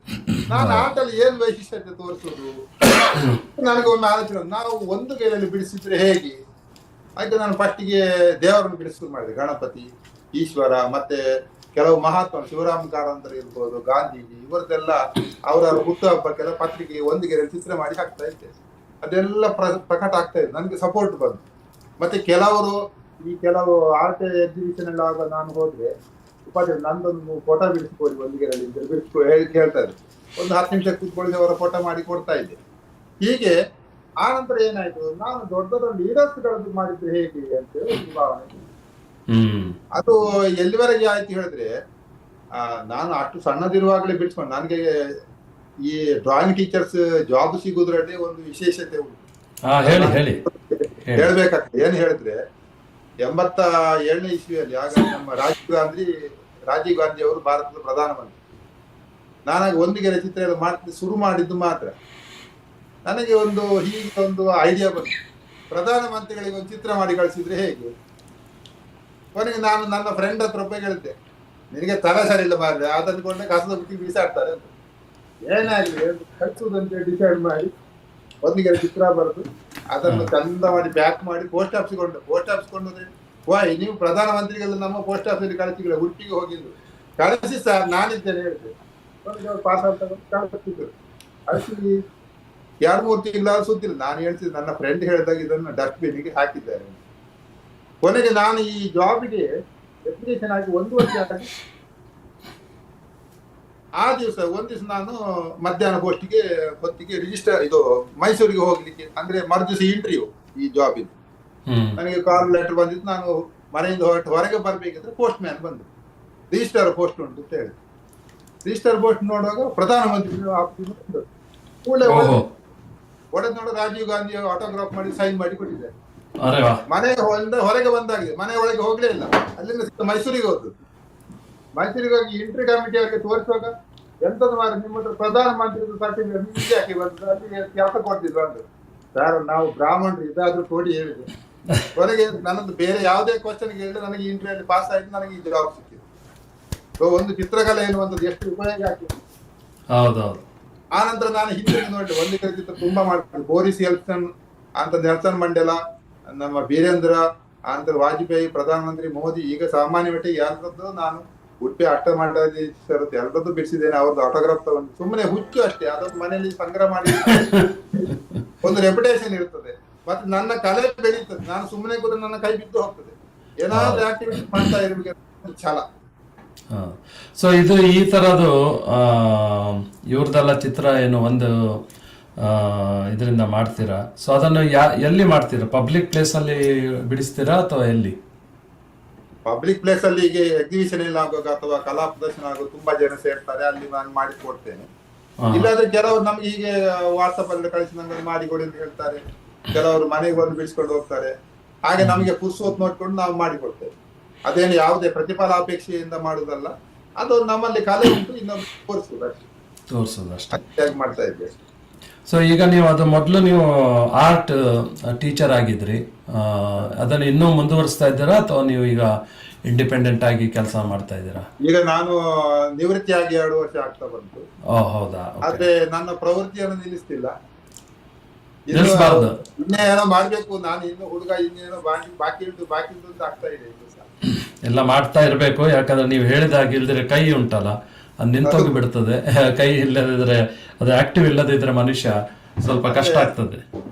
ಇಲ್ಲಿ ನಾನು ಒಂದು ವಿಷಯ ಹೇಳ್ಬೇಕಾಗ್ತದೆ, ಇನ್ನು ನೆಕ್ಸ್ಟ್ ಕ್ವಶನ್ ಕೇಳ್ಬಹುದು ಕಾಣ್ತದೆ. ಅಂದ್ರೆ ನಾನು ಈಗ ನಮ್ಗೆ ಈಗ ಸರ್ಕಾರಿ ಉದ್ಯೋಗ ಪೆನ್ಷನ್ ಎಲ್ಲ ಬರ್ತದೆ.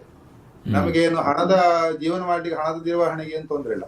ಆದ್ರೂ ನಾವು ಕೆಲಸ ಮಾಡ್ತೇವೆ, ಅದಕ್ಕೆ ಪ್ರತಿಫಲ ತಗೊಳ್ತೇವೆ. ಅದನ್ನ ಏನ್ ಮಾಡುದು ಅಂತ ಹೇಳಿದ್ರೆ, ನಾವು ಉಪಾಧ್ಯಾಯ ಮೂಡಬೇಡಿ ಆರ್ಟ್ ಫೌಂಡೇಶನ್ ಅಂತ ಹೇಳಿ ಮಾಡಿದ್ದೇವೆ. 99 ಇಸ್ವಿಯಲ್ಲಿ ನಾವು ಅದನ್ನು ನಮ್ಮ ಫ್ಯಾಮಿಲಿ ಟ್ರಸ್ಟ್ ಅಂತ ಹೇಳಿ ನಾನು ಓಪನ್ ಮಾಡಿದ್ದೇನೆ. ಇವತ್ತಿಗೆ 10 ರಾಜ್ಯ ಮಟ್ಟದ ಕಾರ್ಯಕ್ರಮ ಆಗಿದೆ. ಹೀಗೆ ಎಕ್ಸ್ಟ್ರಾ ಇನ್ಕಮ್ ಇಂದ ಬಂದ ಹಣವನ್ನೆಲ್ಲ ಅದಕ್ಕೆ ಇಟ್ಟು 2-3 ವರ್ಷದಲ್ಲಿ 4-5 ಲಕ್ಷ ರೂಪಾಯಿ ರಾಜ್ಯ ಮಟ್ಟದ ಎಕ್ಸಿಬಿಷನ್ ಮಾಡುದು ಮಕ್ಕಳದ್ದು, ಆನಂತರ ಡ್ರಾಯಿಂಗ್ ಕಾಂಪಿಟಿಷನ್ ಮಾಡಿ ಅವರಿಗೆ ಬಹುಮಾನ ಕೊಡುದು. ಇನ್ನು ಒಳ್ಳೆಯ ಸಾಧನೆ ಮಾಡಿದಂತ ಬೇರೆ ಬೇರೆ ಫೀಲ್ಡಿನಲ್ಲಿ ಸಾಧನೆ ಮಾಡಿದವರಿಗೆ ಉಡುಪಿಯಲ್ಲಿ ಸಮಾರಂಭ, ರಾಜ್ಯ ಮಟ್ಟದ ಸಮಾರಂಭ ಮಾಡಿ ಅಲ್ಲಿ ನಮ್ಮ ಉಡುಪಿಯ ಸ್ವಾಮಿಗಳು ಬರ್ತಾರೆ. ಅವರ ಮೂಲಕ ಆಶೀರ್ವಾದ ಮೂಲಕ ಉಪಾಧ್ಯಾಯ ಸನ್ಮಾನ, ರಾಜ್ಯ ಪ್ರಶಸ್ತಿಯನ್ನು ಕೊಡ್ತಾ ಇದ್ದೇವೆ. ಸುಮಾರು ಇಷ್ಟರವರೆಗೆ 800 ಜನಕ್ಕೆ ನಾವು ಈ ಪ್ರಶಸ್ತಿಯನ್ನು ಕೊಟ್ಟಿದ್ದೇವೆ. ಕೊಟ್ಟದನ್ನು ಹೇಳ್ಬಾರ್ದು, ಆದ್ರೆ ನಾನು ದುಡಿದದನ್ನು ಹೀಗೆ ಖರ್ಚು ಮಾಡ್ತಾ ಇದ್ದೇನೆ ಅಂತ ಒಂದು ಜನರಿಗೆ ತೋರಿಸ್ಲಿಕ್ಕೋಸ್ಕರ ನಾನು ಹೇಳ್ತಾ ಇದ್ದೇನೆ. ಬಂದದನ್ನೆಲ್ಲ ಖರ್ಚು ಮಾಡುವಂತ ಬುದ್ಧಿಯನ್ನು ದೇವರು ಕೊಟ್ಟಿದ್ದಾರೆ, ಇನ್ನು ಕೊಟ್ಟು ನಾನು ಹೇಳೋದಾದ್ರೆ ನೀವು ಈ ತರ ಒಳ್ಳೆ ಕೆಲಸ ಮಾಡ್ತಾ ಇದ್ದೀರಿ, ಅದನ್ನು ಹೇಳ್ಕೊಳ್ಬೇಕು. ಯಾಕಂದ್ರೆ ನೀವು ಮಾಡುವ ಕೆಲಸವನ್ನು ನೋಡಿ ಬೇರೆಯವರು ಇನ್ಸ್ಪೈರ್ ಆಗ್ತಾರೆ. ಆಯ್ತಾ? ಉಪಾಧ್ಯಾಯರು ಹಾಗೆ ಮಾಡ್ತಾ ಇದ್ದಾರೆ, ನಾವು ಯಾಕೆ ಮಾಡಬಾರ್ದು, ನಾವು ಒಂದು 4 ಜನರಿಗೆ ಹೆಲ್ಪ್ ಮಾಡ್ಬೋದು ಅಂತೇಳಿ. ಯಾಕಂದ್ರೆ ಜಗತ್ತಿನಲ್ಲಿ ಕೆಲವರೆಲ್ಲ ಅನಿಸ್ತಾರೆ ನಾವು ದಾನ ಮಾಡೋದು ಹೇಳ್ಕೋಬಾರ್ದು ಅಂತ. ಇಲ್ಲ, ದಾನ ಮಾಡೋದು ಹೇಳ್ಕೋಬೇಕು, ನನ್ನ ಅಭಿಪ್ರಾಯ. ಯಾಕಂದ್ರೆ ಇದರ ಮೂಲಕವಾಗಿ ಉಪಾಧ್ಯಾಯರು ಈ ತರ ದಾನ ಮಾಡ್ತಾ ಇದ್ದಾರೆ, ರಾಜೀವ್ ಕುಲಕರ್ಣಿ ಈ ತರ ದಾನ ಮಾಡ್ತಾ ಇದ್ದಾನೆ. ಸೊ ನಾವು ಕೂಡ ಒಂದು 2 ಜನರಿಗೆ ಒಳ್ಳೇದಾಗಲಿ ಅಂತ ನೋಡಿ ಒಂದು ಕಲಿತಾರೆ ಜನ. ಅಂದ್ರೆ ಅಷ್ಟು ಹೇಳ್ಕೋಬಾರ್ದು, ಸ್ವಲ್ಪ ಹೇಳ್ಕೊಂಡ್ರೆ ಅಡ್ಡಿ ಇಲ್ಲ ಅಂತ ಹೇಳೋದು. ಯಾಕಂದ್ರೆ ನೀವು ನೋಡಿ, ನಮ್ಗೆ ಗೊತ್ತಿರ್ಲಿಲ್ಲ ನೀವು ಈ ತರ 800 ಜನರಿಗೆ ನಿಮ್ಮ ಫೌಂಡೇಶನ್ ಮೂಲಕ ಸಹಾಯ ಮಾಡಿದೀರಾ, ಅವರಿಗೆ ಪ್ರಶಸ್ತಿ ಕೊಟ್ಟಿದ್ದೀರಾ ಅಂತೇಳಿ. ಈಗ ನೀವು ಹೇಳಿದ ಕೂಡಲೇ ನಮ್ಗೆ ಗೊತ್ತಾಯ್ತು. ಇಲ್ದಿರ ನಮ್ಗೆ ಹೇಗೆ ಗೊತ್ತಾಗೋದು? ಈ ತರ ನಿಮ್ಮ ಫೌಂಡೇಶನ್ ಇದೆ, ಈ ಫೌಂಡೇಶನ್ ಮೂಲಕ ಬೇರೆಯವರಿಗೆ ಹೆಲ್ಪ್ ಆಗ್ತದೆ ಅಂತೇಳಿ. ಆ ಫೌಂಡೇಶನ್ ಬಗ್ಗೆ ಇನ್ನೂ ಸ್ವಲ್ಪ ಹೇಳ್ತೀರಾ ಉಪಾಧ್ಯಾಯರೇ? ಫೌಂಡೇಶನ್ ಬಗ್ಗೆ ಅಂತೇಳಿ ಆದ್ರೆ ನಾನು ಈಗ ಹೇಳಿದದ್ದೇ ಅದೇ ಉದ್ದೇಶ. ಈ ನಾನು ಶಾಲಾ ಕೆಲಸದಲ್ಲಿ ಇರುವಾಗಲೂ ನನಗೆ ಈ ರಂಗೋಲಿಗೆಲ್ಲ ಡಿಮಾಂಡ್ ಬರ್ತಾ ಇತ್ತು. ಆಗ ನನಗೆ ಫ್ರೀ ಇದ್ರೆ ನಾನು ಸಂಜೆ ರಾತ್ರಿ ಹೋಗಿ ಎಲ್ಲ ಅದನ್ನು ಮಾಡಿಕೊಂಡು ಬರ್ತಾ ಇದ್ದೆ. ಆಗ ಅವರು ನಮ್ಗೆ ಇಷ್ಟೇ ಕೊಡ್ಬೇಕಿಂತ ಏನು ಕಾಂಟ್ರಾಕ್ಟ್ ಏನಿಲ್ಲ, ಕೊಟ್ಟ ಹಣ ತಕೊಂಡು ಬರ್ತಾ ಇದ್ದೆ. ಆದ್ರೆ ನನ್ನ ಒಳಗೆ ಒಂದು ಪಾಪ ಪ್ರಜ್ಞೆ ಕಾಡ್ತಾ ಇತ್ತು. ನಾನು ಸರ್ಕಾರಿ ಕೆಲಸ ಮಾಡ್ತಾ ಇದ್ದೇನೆ, ಇದು ಎಕ್ಸ್ಟ್ರಾ ಇನ್ಕಮ್ ನಾನು ಇಟ್ಕೊಳ್ಬಾರ್ದು ಏನ್ ಮಾಡೋದು ಒಂದು ನನ್ನ ಮಕ್ಕಳ ಹತ್ರ ಎಲ್ಲ ಕೇಳುವಾಗ ಅಣ್ಣನ ಹತ್ರ ಇಂಥದ್ದೊಂದು ಮಾಡುವ ಅಂತ ಅವ್ರು ಹೇಳಿದ್ರು. ಕೂಡಲೇ 99 ದಿವಸದಲ್ಲಿ ಉಪಾಧ್ಯಾಯ ಮುಡಿಬೇಡ ಆರ್ಟ್ ಫೌಂಡೇಶನ್ ಅಂದ್ರೆ ಸ್ಟಾರ್ಟ್ ಮಾಡಿದ್ವಿ. ಅದ್ರ ಮೂಲಕ ಹಣವನ್ನೆಲ್ಲ ಖರ್ಚು ಮಾಡೋದು. ನಮ್ಮ ಉದ್ದೇಶ ಇತರರ ನಗುವಿನಲ್ಲಿ ನಿನ್ನ ನಗುವನ್ನು ಕಾಣು. ಅವರು ಖುಷಿ ಯಾರನ್ನು ಸಹ ನಾವು ಬೇಸರಿಸಬಾರ್ದು, ಅವರು ಖುಷಿ ಪಡ್ಬೇಕು ಅನ್ನೋ ಉದ್ದೇಶದಿಂದ ಅದಕ್ಕೋಸ್ಕರ ನಾವು ಇವತ್ತು ದುಡಿತೇವೆ ಖರ್ಚು ಮಾಡ್ತೇವೆ. ಮತ್ತೆ ನೀವೊಂದು ಮಾತು ಹೇಳಿದ್ರಿ, ಆ ಮಾತಿನ ಪ್ರಕಾರ ನಮ್ಮ ಫೌಂಡೇಶನ್ ಇಂಪ್ರೆಷನ್ ಆಗಿ ಸುಮಾರು 7-8 ಫೌಂಡೇಶನ್ ಇವತ್ತು ಆಗಿದೆ. ಸುಳ್ಯದಲ್ಲಿ ಆಗಿದೆ, ಉಡುಪಿಯಲ್ಲಿ ಆಗಿದೆ, ಮಂಗಳೂರಲ್ಲಿ ಆಗಿದೆ. ಅವರೆಲ್ಲ ನಮ್ಮ ಇಂಪ್ರೆಷನ್ ಇಂದ ಆಗಿರೋದು. ಅವರು ಈ ರೀತಿ ಮಾಡ್ತಾ ಇದ್ದಾರೆ, ನೀವು ಹೇಳಿದ ಸತ್ಯ. ಇಲ್ಲ, ನಾನು ಅದ್ರಲ್ಲಿ ನಂಬ್ತೇನೆ. ಯಾಕಂದ್ರೆ ಹೇಳ್ಕೋಬೇಕು, ಆದ್ರೆ ಒಂದು ಮಟ್ಟ ಅದೊಂದು ಲಿಮಿಟ್ ಇರ್ತದೆ. ಅಷ್ಟೊತ್ತರ ಹೇಳ್ಕೊಂಡ್ರೆ ಅಡ್ಡಿ ಇಲ್ಲ. ಯಾಕಂದ್ರೆ ಆ ಹೇಳುವ ಮೂಲಕವಾಗಿ ಬೇರೆಯವರಿಗೆ ಸಹಾಯ ಆದ್ರೆ ಅದರಲ್ಲೇ ಖುಷಿ ಒಂದು ನಮ್ಗೆ ಸಿಗ್ತದೆ. ಸೊ ಈಗ ನೀವು ರಂಗೋಲಿ ಬಗ್ಗೆ ಹೇಳಿದ್ರಿ. ಆ ರಂಗೋಲಿ ಬಗ್ಗೆ ನಾವು ನಿಮ್ಮ ಹತ್ರ ಮಾತಾಡೋಣ, ಆದ್ರೆ ಇನ್ನೊಂದು ಬ್ರೇಕ್ ತಗೊಳ್ಳೋಣ. ಇಲ್ಲಿ ಕನ್ನಡ ವಾಣಿಗೆ ವಿಶಸ್ ಕಳಿಸಿದ್ದಾರೆ, ಏನೆಲ್ಲ ವಿಶಸ್ ಇದೆ ಅದನ್ನು ನೋಡ್ಕೊಂಡು ಬರೋಣ ಅಂತೆ. ನಮಸ್ಕಾರ, ನಾನು ನಿಮ್ಮ ಅರ್ಚನಾ ಉಡುಪ. ನನ್ನ ಪ್ರೀತಿಯ ಮಿತ್ರರಾದಂತಹ ಅಮೆರಿಕದಲ್ಲಿ ನೆಲೆಸಿರುವಂತಹ ಆರ್ಟಿಸ್ಟ್, ಕಲಾರಾಧಕರು, ಕಲಾ ಪೋಷಕರು, ಸ್ವತಃ ತುಂಬ ಒಳ್ಳೆಯ ಗಾಯಕರು ಕೂಡ ಆಗಿರುವಂತಹ ರಾಜೀವ್ ಕುಲಕರ್ಣಿಯವರು ಕನ್ನಡ ವಾಣಿ ಎನ್ನುವಂತಹ ಒಂದು ತುಂಬ ಸುಂದರವಾದ ಯೂಟ್ಯೂಬ್ ಚಾನಲ್ನ ನಡೆಸ್ತಾರೆ. ಇದರಲ್ಲಿ ಬೇರೆ ಬೇರೆ ಕ್ಷೇತ್ರಗಳಲ್ಲಿ ಸಾಧನೆ ಮಾಡಿರುವಂಥವರನ್ನು ಇಂಟರ್ವ್ಯೂ ಮಾಡಿ ತುಂಬ ಉಪಯುಕ್ತವಾದ ಮಾಹಿತಿಗಳನ್ನು ಎಲ್ಲ ನೋಡುಗರಿಗೆ ಕೇಳುಗರಿಗೆ ಕೊಡ್ತಾ ಬಂದಿದ್ದಾರೆ. ಇದೊಂದು ಅತ್ಯುತ್ತಮವಾದ ಇನ್ಫಾರ್ಮೇಟಿವ್ ಚಾನಲ್. ಸೊ ನಾನು ನಿಮ್ಮಲ್ಲಿ ಕೇಳ್ಕೊಳ್ಳೋದೇನು ಅಂದರೆ, ನೀವೆಲ್ಲರೂ ಕನ್ನಡವಾಣಿ ಚಾನಲ್ನ ಸಬ್ಸ್ಕ್ರೈಬ್ ಮಾಡಿ, ಹಾಗೆ ಕಾರ್ಯಕ್ರಮಗಳನ್ನು ಮಿಸ್ ಮಾಡದೆ ನೋಡ್ತಾ ಇರಿ. ನಮಸ್ಕಾರ. ನಮಸ್ಕಾರ, ನನ್ನ ಹೆಸರು ಹರ್ಷ ಉಡುಪಿ. ನಾನು ಬೆಂಗಳೂರಿಂದ ಮಾತಾಡ್ತಾ ಇದ್ದೇನೆ. ಕನ್ನಡ ವಾಣಿ ರಾಜೀವ್ ಕುಲಕರ್ಣಿಯವರ ಒಂದು ಪ್ರಯಾಸ, ಕನ್ನಡ ಜನತೆ, ಕನ್ನಡ ಸಾಧನೆ, ಕನ್ನಡ ಸಾಧಕರ ಸಾಧನೆ ಬಗ್ಗೆ ನಮಗೆ ತಿಳುವಳಿಕೆ ನೀಡುತ್ತಾರೆ. ಈ ಪ್ರೋಗ್ರಾಮನ್ನು ಖಂಡಿತ ಅವರ ಚಾನೆಲ್ನಲ್ಲಿ ನೋಡಿ. ಕನ್ನಡ ವಾಣಿ ರಾಜೀವ್ ಕುಲಕರ್ಣಿಯವರಿಂದ ಧನ್ಯವಾದಗಳು. ನಮಸ್ತೆ, ನಾನು ಸುನಂದ ಕಲಬುರ್ಗಿ, ಸಿನಿಮಾ ಹಾಗೂ ಧಾರಾವಾಹಿ ನಟಿ. ನಾನಿವಾಗ ನನ್ನ ಆತ್ಮೀಯ ಸ್ನೇಹಿತರಾದಂಥ ಶ್ರೀ ರಾಜೀವ್ ಕುಲಕರ್ಣಿಯವರ ಕನ್ನಡ ವಾಣಿ ಯೂಟ್ಯೂಬ್ ಚಾನೆಲ್ ಬಗ್ಗೆ ಮಾತಾಡಕ್ಕೆ ಬಂದಿದ್ದೀನಿ. ರಾಜೀವ್ ಕುಲಕರ್ಣಿಯವರು ಮೂಲತಃ ಉಡುಪಿಯವರು, ಆದರೆ ಇವಾಗ ಅವರು US ಅಲ್ಲಿ ಸೆಟ್ಲ್ ಆಗಿದ್ದಾರೆ. US ಅಲ್ಲಿ ಇದ್ಕೊಂಡೇನೆ ಅವರು ನಮ್ಮ ದೇಶ ಹಾಗೂ ಭಾಷೆ ಮೇಲಿನ ಅಭಿಮಾನದಿಂದ ಪ್ರತಿ ಭಾನುವಾರ 7:30ಕ್ಕೆ ಕನ್ನಡವಾಣಿ ಯೂಟ್ಯೂಬ್ ಚಾನಲಲ್ಲಿ ವಿವಿಧ ಕ್ಷೇತ್ರಗಳಲ್ಲಿ ಸಾಧನೆ ಮಾಡಿರತಕ್ಕಂಥ ಸಾಧಕರನ್ನ ಸಂದರ್ಶನ ಮಾಡ್ತಾರೆ. ಹಾಗೆ ಸಾಧನೆ ಮಾಡಬೇಕು ಅಂದ್ಕೊಂಡಿರೋರು, ಸಾಧನೆಯ ಹಾದಿಯಲ್ಲಿರೋರನ್ನ ಕೂಡ ಸಂದರ್ಶನ ಮಾಡ್ತಾರೆ. ಸೊ ಅವರು ಅಲ್ಲಿದ್ಕೊಂಡು ನಮ್ಮ ದೇಶ ಮೇಲೆ ಭಾಷೆ ಮೇಲೆ ಅಷ್ಟೊಂದು ಅಭಿಮಾನ ಇಟ್ಕೊಂಡು ಕಾರ್ಯಕ್ರಮನ ಮಾಡ್ತಾರೆ. ಅದಕ್ಕೆ ನಾವು ಪ್ರತಿಯಾಗಿ ಕೊಡಬೇಕಾಗಿದ್ದು ಏನೂ ಇಲ್ಲ. ಚಾನಲ್ನ ಸಬ್ಸ್ಕ್ರೈಬ್ ಮಾಡಬೇಕು, ಸಂದರ್ಶನವನ್ನು ನೋಡಬೇಕು, ನಮ್ಮ ಅನಿಸಿಕೆನ ಒಂದು ಲೈಕ್ ಹಾಗೂ ಕಮೆಂಟ್ಸ್ ಮೂಲಕ ಅವ್ರನ್ನ ತಿಳಿಸ್ಬೇಕಂತ ಕೇಳ್ಕೊತೀನಿ. ದಯವಿಟ್ಟು ಎಲ್ಲರೂ ಕನ್ನಡವಾಣಿ ಯೂಟ್ಯೂಬ್ ಚಾನಲ್ನ ಪ್ರತಿ ಭಾನುವಾರ 7:30ಕ್ಕೆ ನೋಡಿ, ಸಬ್ಸ್ಕ್ರೈಬ್ ಮಾಡಿ, ಲೈಕ್ ಮಾಡಿ, ಕಮೆಂಟ್ಸ್ ಮಾಡಿ ಅಂತ ಕೇಳ್ಕೊತೀನಿ. ಮಾಡ್ತೀರಲ್ವಾ? Thank you. ಕನ್ನಡವಾಣಿ ವೀಕ್ಷಕರಿಗೆ ನಮಸ್ಕಾರ. ತುಂಬ ಒಳ್ಳೆ ಒಳ್ಳೆ ಕಮೆಂಟ್ಸ್, ಒಳ್ಳೆ ಒಳ್ಳೆ ವಿಶಸ್ ನಮ್ಮ ಕೆಲವರು ಮೊದಲಿನ ಗೆಸ್ಟ್ ಅವರೆಲ್ಲ. ಆ್ಯಂಡ್ ತುಂಬ ಅವರು ತಮ್ಮ ವೃತ್ತಿಯಲ್ಲಿ, ತಮ್ಮ ಒಂದು ಫೀಲ್ಡಲ್ಲಿ ಒಳ್ಳೆ ಹೆಸರು ಗಳಿಸ್ಕೊಂಡಿದ್ದಾರೆ. ಸೊ ಹಾಗೆಯೇ ಕನ್ನಡವಾಣಿ ಕಾರ್ಯಕ್ರಮಕ್ಕೆ ಯಾವಾಗಲೂ ನೀವು ಒಂದು ಸಪೋರ್ಟ್ ಮಾಡ್ತಾಯಿರಿ ಅಂತ ನಾನು ಕೇಳ್ಕೊತೀನಿ. ಯಾಕಂದರೆ ಇದರಲ್ಲಿ ಒಂದು ನಾವು ಬೇರೆ ಬೇರೆ ರೀತಿಯ ಕಲಾವಿದರು, ಬೇರೆ ಬೇರೆ ರೀತಿಯ ಒಂದು ಪರ್ಸ್ನಾಲಿಟೀಸನ್ನು ಪ್ರತಿ ಭಾನುವಾರ ನಾನು ತೊಗೊಂಡು ಬರ್ತೀನಿ. ಅವರನ್ನು ಒಂದು ಲೈವ್, ಒಂದು ಇನ್ಫಾರ್ಮಲ್ ಒಂಥರ ಇಂಟರ್ವ್ಯೂ ಥರ.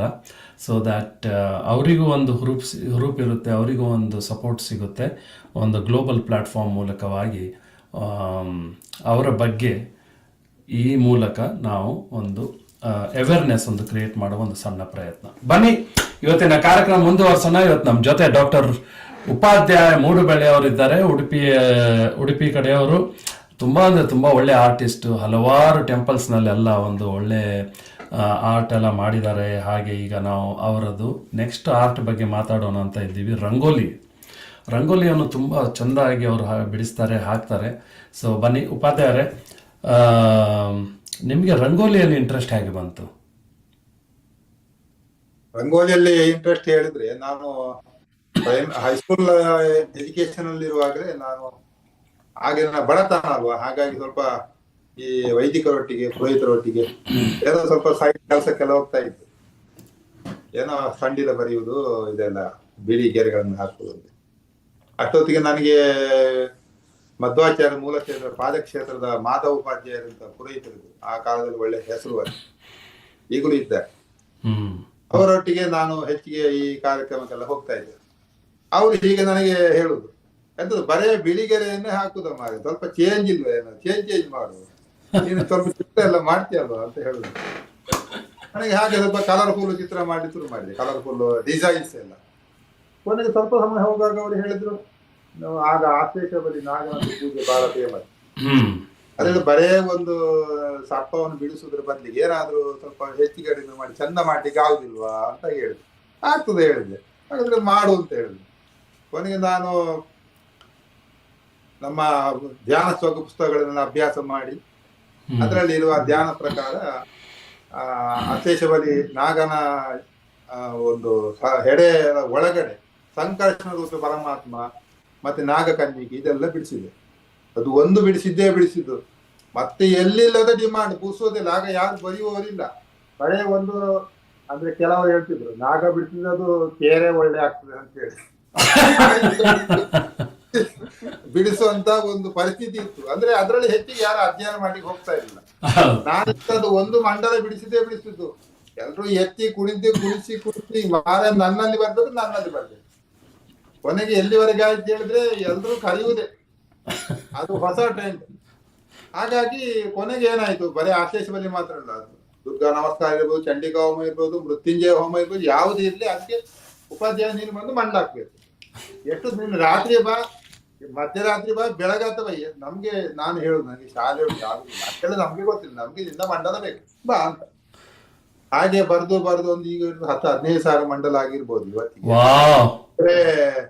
ಬೇರೆ ಬೇರೆ ರೀತಿ. ನನಗೆ ಇದರಲ್ಲಿ ಏನು ಒಂದು ಅನಿಸುತ್ತೆ ಹೇಳಿದ್ರೆ, ಇದೊಂದು ಹೊಸ ಒಂದು ವಿಷಯ, ಹೊಸ ಒಂದು ಜಾಬ್. ಇವತ್ತಿಗೆ ಏನಾಗಿದೆ ಹೇಳಿದ್ರೆ, ಒಂದು ವೈದಿಕರ ಜೊತೆಗೆ ಒಬ್ಬ ಕಲಾವಿದ ಇದ್ದಾನೆ, ಅಲ್ಲಿವರೆಗೆ ಒಂದು ಟ್ರೆಂಡ್ ಬೆಳೆದಿದೆ. ಅಂದ್ರೆ ಸುಮಾರು ನನ್ನ ಅಂಡರಾಗಿ ಸುಮಾರು 100 ಜನ ಕಲ್ತಿದ್ದಾರೆ. ಅವರಿಗೆಲ್ಲ ಈ ರೀತಿ ಕೆಲಸ ಉಂಟು. ಒಂದು ರೀತಿ ಉದ್ಯೋಗ ಸೃಷ್ಟಿ ಆಯ್ತು, ಕಲೆಯ ಆರಾಧನೆ ಆಯ್ತು, ಜನರಿಗೆ ಖುಷಿ ಆಯ್ತು. ಮತ್ತೆ ಇದಕ್ಕೆ ಪ್ರೋತ್ಸಾಹ ಹೇಗೆ ಬಂತು ಹೇಳಿದ್ರೆ, ಒಂದು ವೈದಿಕರ ದೃಷ್ಟಿಯಲ್ಲಿ, ಇನ್ನು ಸಾರ್ವಜನಿಕರಿಂದ, ಭಕ್ತರಿಂದ ತುಂಬಾ ಪ್ರೋತ್ಸಾಹ ಬಂತು. ಅಂದ್ರೆ ಇವತ್ತು ಏನು ಪುರೋಹಿತರು ವೈದಿಕರು ಬಂದು ಮೊದಲಿಗೆ ಸ್ಟಂಡಿಲ ಎಲ್ಲ ಬರೀತಾರೆ, ಸ್ವಸ್ತಿಕೆ ಎಲ್ಲ, ಅದರಲ್ಲಿ ದೇವರ ಅಮೂರ್ತ ರೂಪವನ್ನು ಸೃಷ್ಟಿಸುವುದು. ಬಿಂದು, ತ್ರಿಕೋನ, ಷಟ್ಕೋನ, ನವಕೋನ, ನಂತರ ಅಷ್ಟದಳ, ಇದರಲ್ಲೆಲ್ಲ ದೇವರ ಒಂದೊಂದು ಅವಯವಗಳನ್ನು ನಾವು ಧ್ಯಾನದ ಮೂಲಕ ಪೂಜೆ ಮಾಡುವುದು. ಅದರ ಬದಲಿಗೆ ನಿಜವಾದ ದೇವರ ಸ್ವರೂಪವೇ ಇದ್ರೆ ಇದರ ಅವಶ್ಯಕತೆ ಇರುವುದಿಲ್ಲ. ಇದರ ಬಗ್ಗೆ ನಾನು ರಂಗೋಲಿ ಹಾಕುವಾಗ ನನಗೆ ತುಂಬಾ ವಿರೋಧಾಭಾಸ ನಾನು ಎದುರಿಸಿದ್ದೆ. ತುಂಬಾ ನನಗೆ ಕೆಲವರು ತೊಂದರೆ ಕೊಟ್ಟಿದ್ದಾರೆ, ವಿರೋಧಾಭಾಸವೂ ಆಗಿದೆ. ಅಂದ್ರೆ ಕೆಲವರು ಹೇಳುವುದು, ನಿನಗೆ ಇದರ ಬಿಡಿಸಿಗೆ ಯಾರು ಹೇಳಿದ್ದು, ಇದು ನಮ್ಮ ಕಾಲದಲ್ಲಿ ಇರ್ಲಿಲ್ಲ, ಇದನ್ನು ನೀನು ಹೇಗೆ ಬಿಡಿಸಿ, ಏನು ಆಧಾರ ಉಂಟು? ಅದಕ್ಕೆ ನಾನು ಅವ್ರ ಹತ್ರ ಎಲ್ಲ ತರ್ಕವಾದ ಮಾಡಿಯೇ ಬೆಳೆದಿದ್ದೆ. ನಿಮ್ಮ ಕಾಲದಲ್ಲಿ ಕಲಾವಿದರು ಇಲ್ಲದಿರ್ಬೋದು ಅಥವಾ ಇದ್ರೂ ಸಹ ಅವರಿಗೆ ಅವಕಾಶ ಇಲ್ಲದಿರ್ಬೋದು. ಮತ್ತೆ ಆಗ ಬಡತನ, ಜೇಡಿ ಮಣ್ಣಲ್ಲಿ ರಂಗೋಲಿ ಬರೆಯುವುದೇ ಕಷ್ಟ, ಇನ್ನು ಬಣ್ಣಕ್ಕೆಲ್ಲ ಎಲ್ಲಿ ಹೋಗುದು ಹಣ ಕೊಟ್ಟಿದೆ. ಇಂಥದ್ದಲ್ಲಿ ಈಗ ನಾವು ಬೆಳೆದಿದ್ದೇವೆ, ಡೆವಲಪ್ ಆಗಿದ್ದೇವೆ, ನಾವು ಯಾಕೆ ಬಿಡಿಸಬಾರ್ದು? ಅದು ಆಗುದಿಲ್ಲ ಅಂತ ಆಯ್ತು. ಕೊನೆಗೆ ಒಂದು ದಿವಸ ನಾನು ಒಂದು ದೇವಸ್ಥಾನದಲ್ಲಿ ಮಂಡಲ ಹಾಕುವಾಗ 4-5 ಜನ ದೊಡ್ಡ ದೊಡ್ಡ ಪುರೋಹಿತರು ಬಂದು ನನಗೆ ಸವಾಲಾಗಿ ಬಿಡಿಸಲೇಬಾರದು ಅಥವಾ ನೀವು ಬಿಡಿಸಿಗೆ ಅದು ಎಲ್ಲಿ ಸಹ ಇಲ್ಲ, ಬಿಡಿಸಬಾರ್ದು ಅಂತ ಹೇಳಿ ಒಂಥರ ಹೇರಿಂಗ್ ಮಾಡಿ. ಅಷ್ಟೊತ್ತು ನನಗೆ ತಲೆ ವಿಷಯ. ನಾನು ಅವ್ರಿಗೊಂದು ಕ್ವಶನ್ ಕೇಳಿದೆ. ನಾನು ಏನು ಹೇಳಿದ್ರೆ ಒಂದು ಪ್ರಶ್ನೆ ಕೇಳ್ತೇನೆ, ನೀವು ಉತ್ತರ ಕೊಟ್ಟು ನಾನು ರಂಗೋಲಿ ಹಾಕುದಿಲ್ಲ. ಏನು ಕೇಳಿ, ನೀವು ದೇವಸ್ಥಾನದಲ್ಲಿ ದೇವರ ವಿಗ್ರಹವನ್ನು ಯಾಕೆ ಪೂಜೆ ಮಾಡ್ತೀರಿ? ಬರೇ ಪದ್ಮಕಲ್ಲನ್ನು ಪೂಜೆ ಮಾಡಬಹುದಲ್ವಾ? ಪದ್ಮಕಲ್ ಅಂದ್ರೆ ದಪ್ಪಟ ಸೀರೆಯಲ್ಲಿ ಸಾವಿರ ಹೆಸರನ್ನು ಮಾತ್ರ ಬೆಳೆಸಿರ್ತಾರೆ, ಅದರ ವಿಗ್ರಹ ಇರುವುದು, ಅದನ್ನು ಮಾತ್ರ ಪೂಜೆ ಮಾಡಬಹುದು. ನೀವು ಯಾಕೆ ದೇವರ ವಿಗ್ರಹವನ್ನು ಬಿಡಿಸ್ತೀರಿ? ಅದ್ರಲ್ಲಿ 4 ಕೈ 8 ಕೈ ಕಿರೀಟ ಚಿನ್ನಾಭರಣ ಯಾಕೆ ಪೂಜೆ ಮಾಡ್ತೀರಿ? ಅದಕ್ಕೆ ಉತ್ತರ ಕೊಡಿ. ನೀವು ಅಲ್ಲಿ ಪೂಜೆ ಮಾಡ್ತೀರಾ, ನಾನು ಇಲ್ಲಿ ಅದನ್ನೇ ಮಾಡುದು, ಪಂಚವರ್ಣಗಳಿಂದ ದೇವರನ್ನೇ ಬಿಡಿಸುವುದು. ನಾವೇನು ಮಾಡರ್ನ್ ಆಗಿ ಮಾಡ್ತಾ ಇಲ್ಲ. ದೇವರದ್ದು ಏನೋ ಲಕ್ಷಣ ಉಂಟು, ಅದಕ್ಕೆ ಸರಿಯಾಗಿ ಬಿಡಿಸುವುದು. ಹಾಗಿರೋ ಇದನ್ನು ಯಾಕೆ ಬಿಡಿಸಬಾರ್ದು ಹೇಳಿ? ನಾನು ಇದನ್ನು ಬಿಡಿಸಬೇಡ, ನೀವು ನಾಳೆ ಪೂಜೆ ಮಾಡೋದು ನಿಲ್ಲಿಸಬೇಕು. ಅದಕ್ಕೆ ಇವತ್ತಿನವರೆಗೆ ಯಾರು ಉತ್ತರ ಕೊಟ್ಟಿಲ್ಲ. ಹಾಗಾಗಿ ನಾನು ಬೇಕಾದಷ್ಟು ಕಲಿತಿದ್ದೇನೆ, ನನ್ನ ಶಿಷ್ಯಂದ್ರೆ ಬೆಳೆಸಿದ್ದಾರೆ. ಇವತ್ತಿಗೆ ರಂಗೋಲಿ ಎನ್ನುವಂತಹದ್ದು, ದೇವರ ಮಂಡಲ ಎನ್ನುವಂತಹದ್ದು ಒಂದು ಜನರಿಗೆ ಬಹಳ ಖುಷಿಯಾಗಿದೆ. ಅಂದ್ರೆ ಬರೇ ನಾವು ಯಂತ್ರ ಮಂಡಲ ಬಿಡಿಸುವಾಗ ಅವರಿಗೆ ಏನು ಅರ್ಥ ಆಗುದಿಲ್ಲ. ಅದರ ಮೇಲೆ ದೇವರ ಸ್ವರೂಪ ಇಂತಹ ಪೂಜೆ, ಇಂತಹ ದೇವರು ಹೀಗಿದ್ದಾರೆ ಅಂದ್ರೆ ಬಹಳ ಖುಷಿ ಪಡ್ತಾರೆ. ನಾವು ಹಣ ಖರ್ಚು ಮಾಡುದು ಸಾರ್ಥಕ ಆಯ್ತು ಅಂತ ಖುಷಿ ಪಡ್ತಾರೆ. ಇದು ನಮಗೆ ಬಹಳ ಒಂದು ವಿಷಯ, ಸಂತೋಷ ವಿಷಯ. ನಿಜವಾಗ್ಲೂ ಒಂದು ಇನ್ಸ್ಪೈರಿಂಗ್ ಅಂತ ಹೇಳ್ತೀನಿ ನಾನು. ಯಾಕಂದ್ರೆ ನೀವು ಒಂದು ಪ್ರಶ್ನೆ ಹಾಕಿದ್ರಿ ಅವರಿಗೆ, ಈ ಪುರೋಹಿತರಿಗೆ, ಯಾವ ಥರದ್ದು, ಯಾಕೆ ಅವರು ಈ ಥರ ಒಂದು ವಿಗ್ರಹವನ್ನು ಪೂಜೆ ಮಾಡ್ತೀರಿ ಅಂತೇಳಿ. ಡೆಫಿನೆಟ್ ಆಗಿ ಅದೊಂದು ವೆರಿ ವ್ಯಾಲಿಡ್ ಕ್ವೆಶನ್ ಅಂತ ಹೇಳ್ತೇನೆ.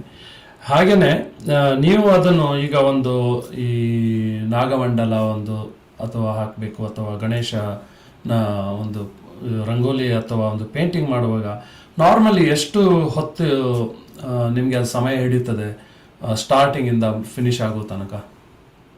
ಅದು ನಾವು ರಂಗೋಲಿ ನೆಲದಲ್ಲಿ ಹಾಕುವ ಕಾರಣ ಬಹಳ ಅರ್ಧ ಗಂಟೆಯಲ್ಲಿ ಹಾಕ್ತೇನೆ. ಮುಂಚೆ ಪ್ರಾರಂಭದಲ್ಲಿ 1-1.5 ಗಂಟೆ ಬೇಕಾಗ್ತಿತ್ತು.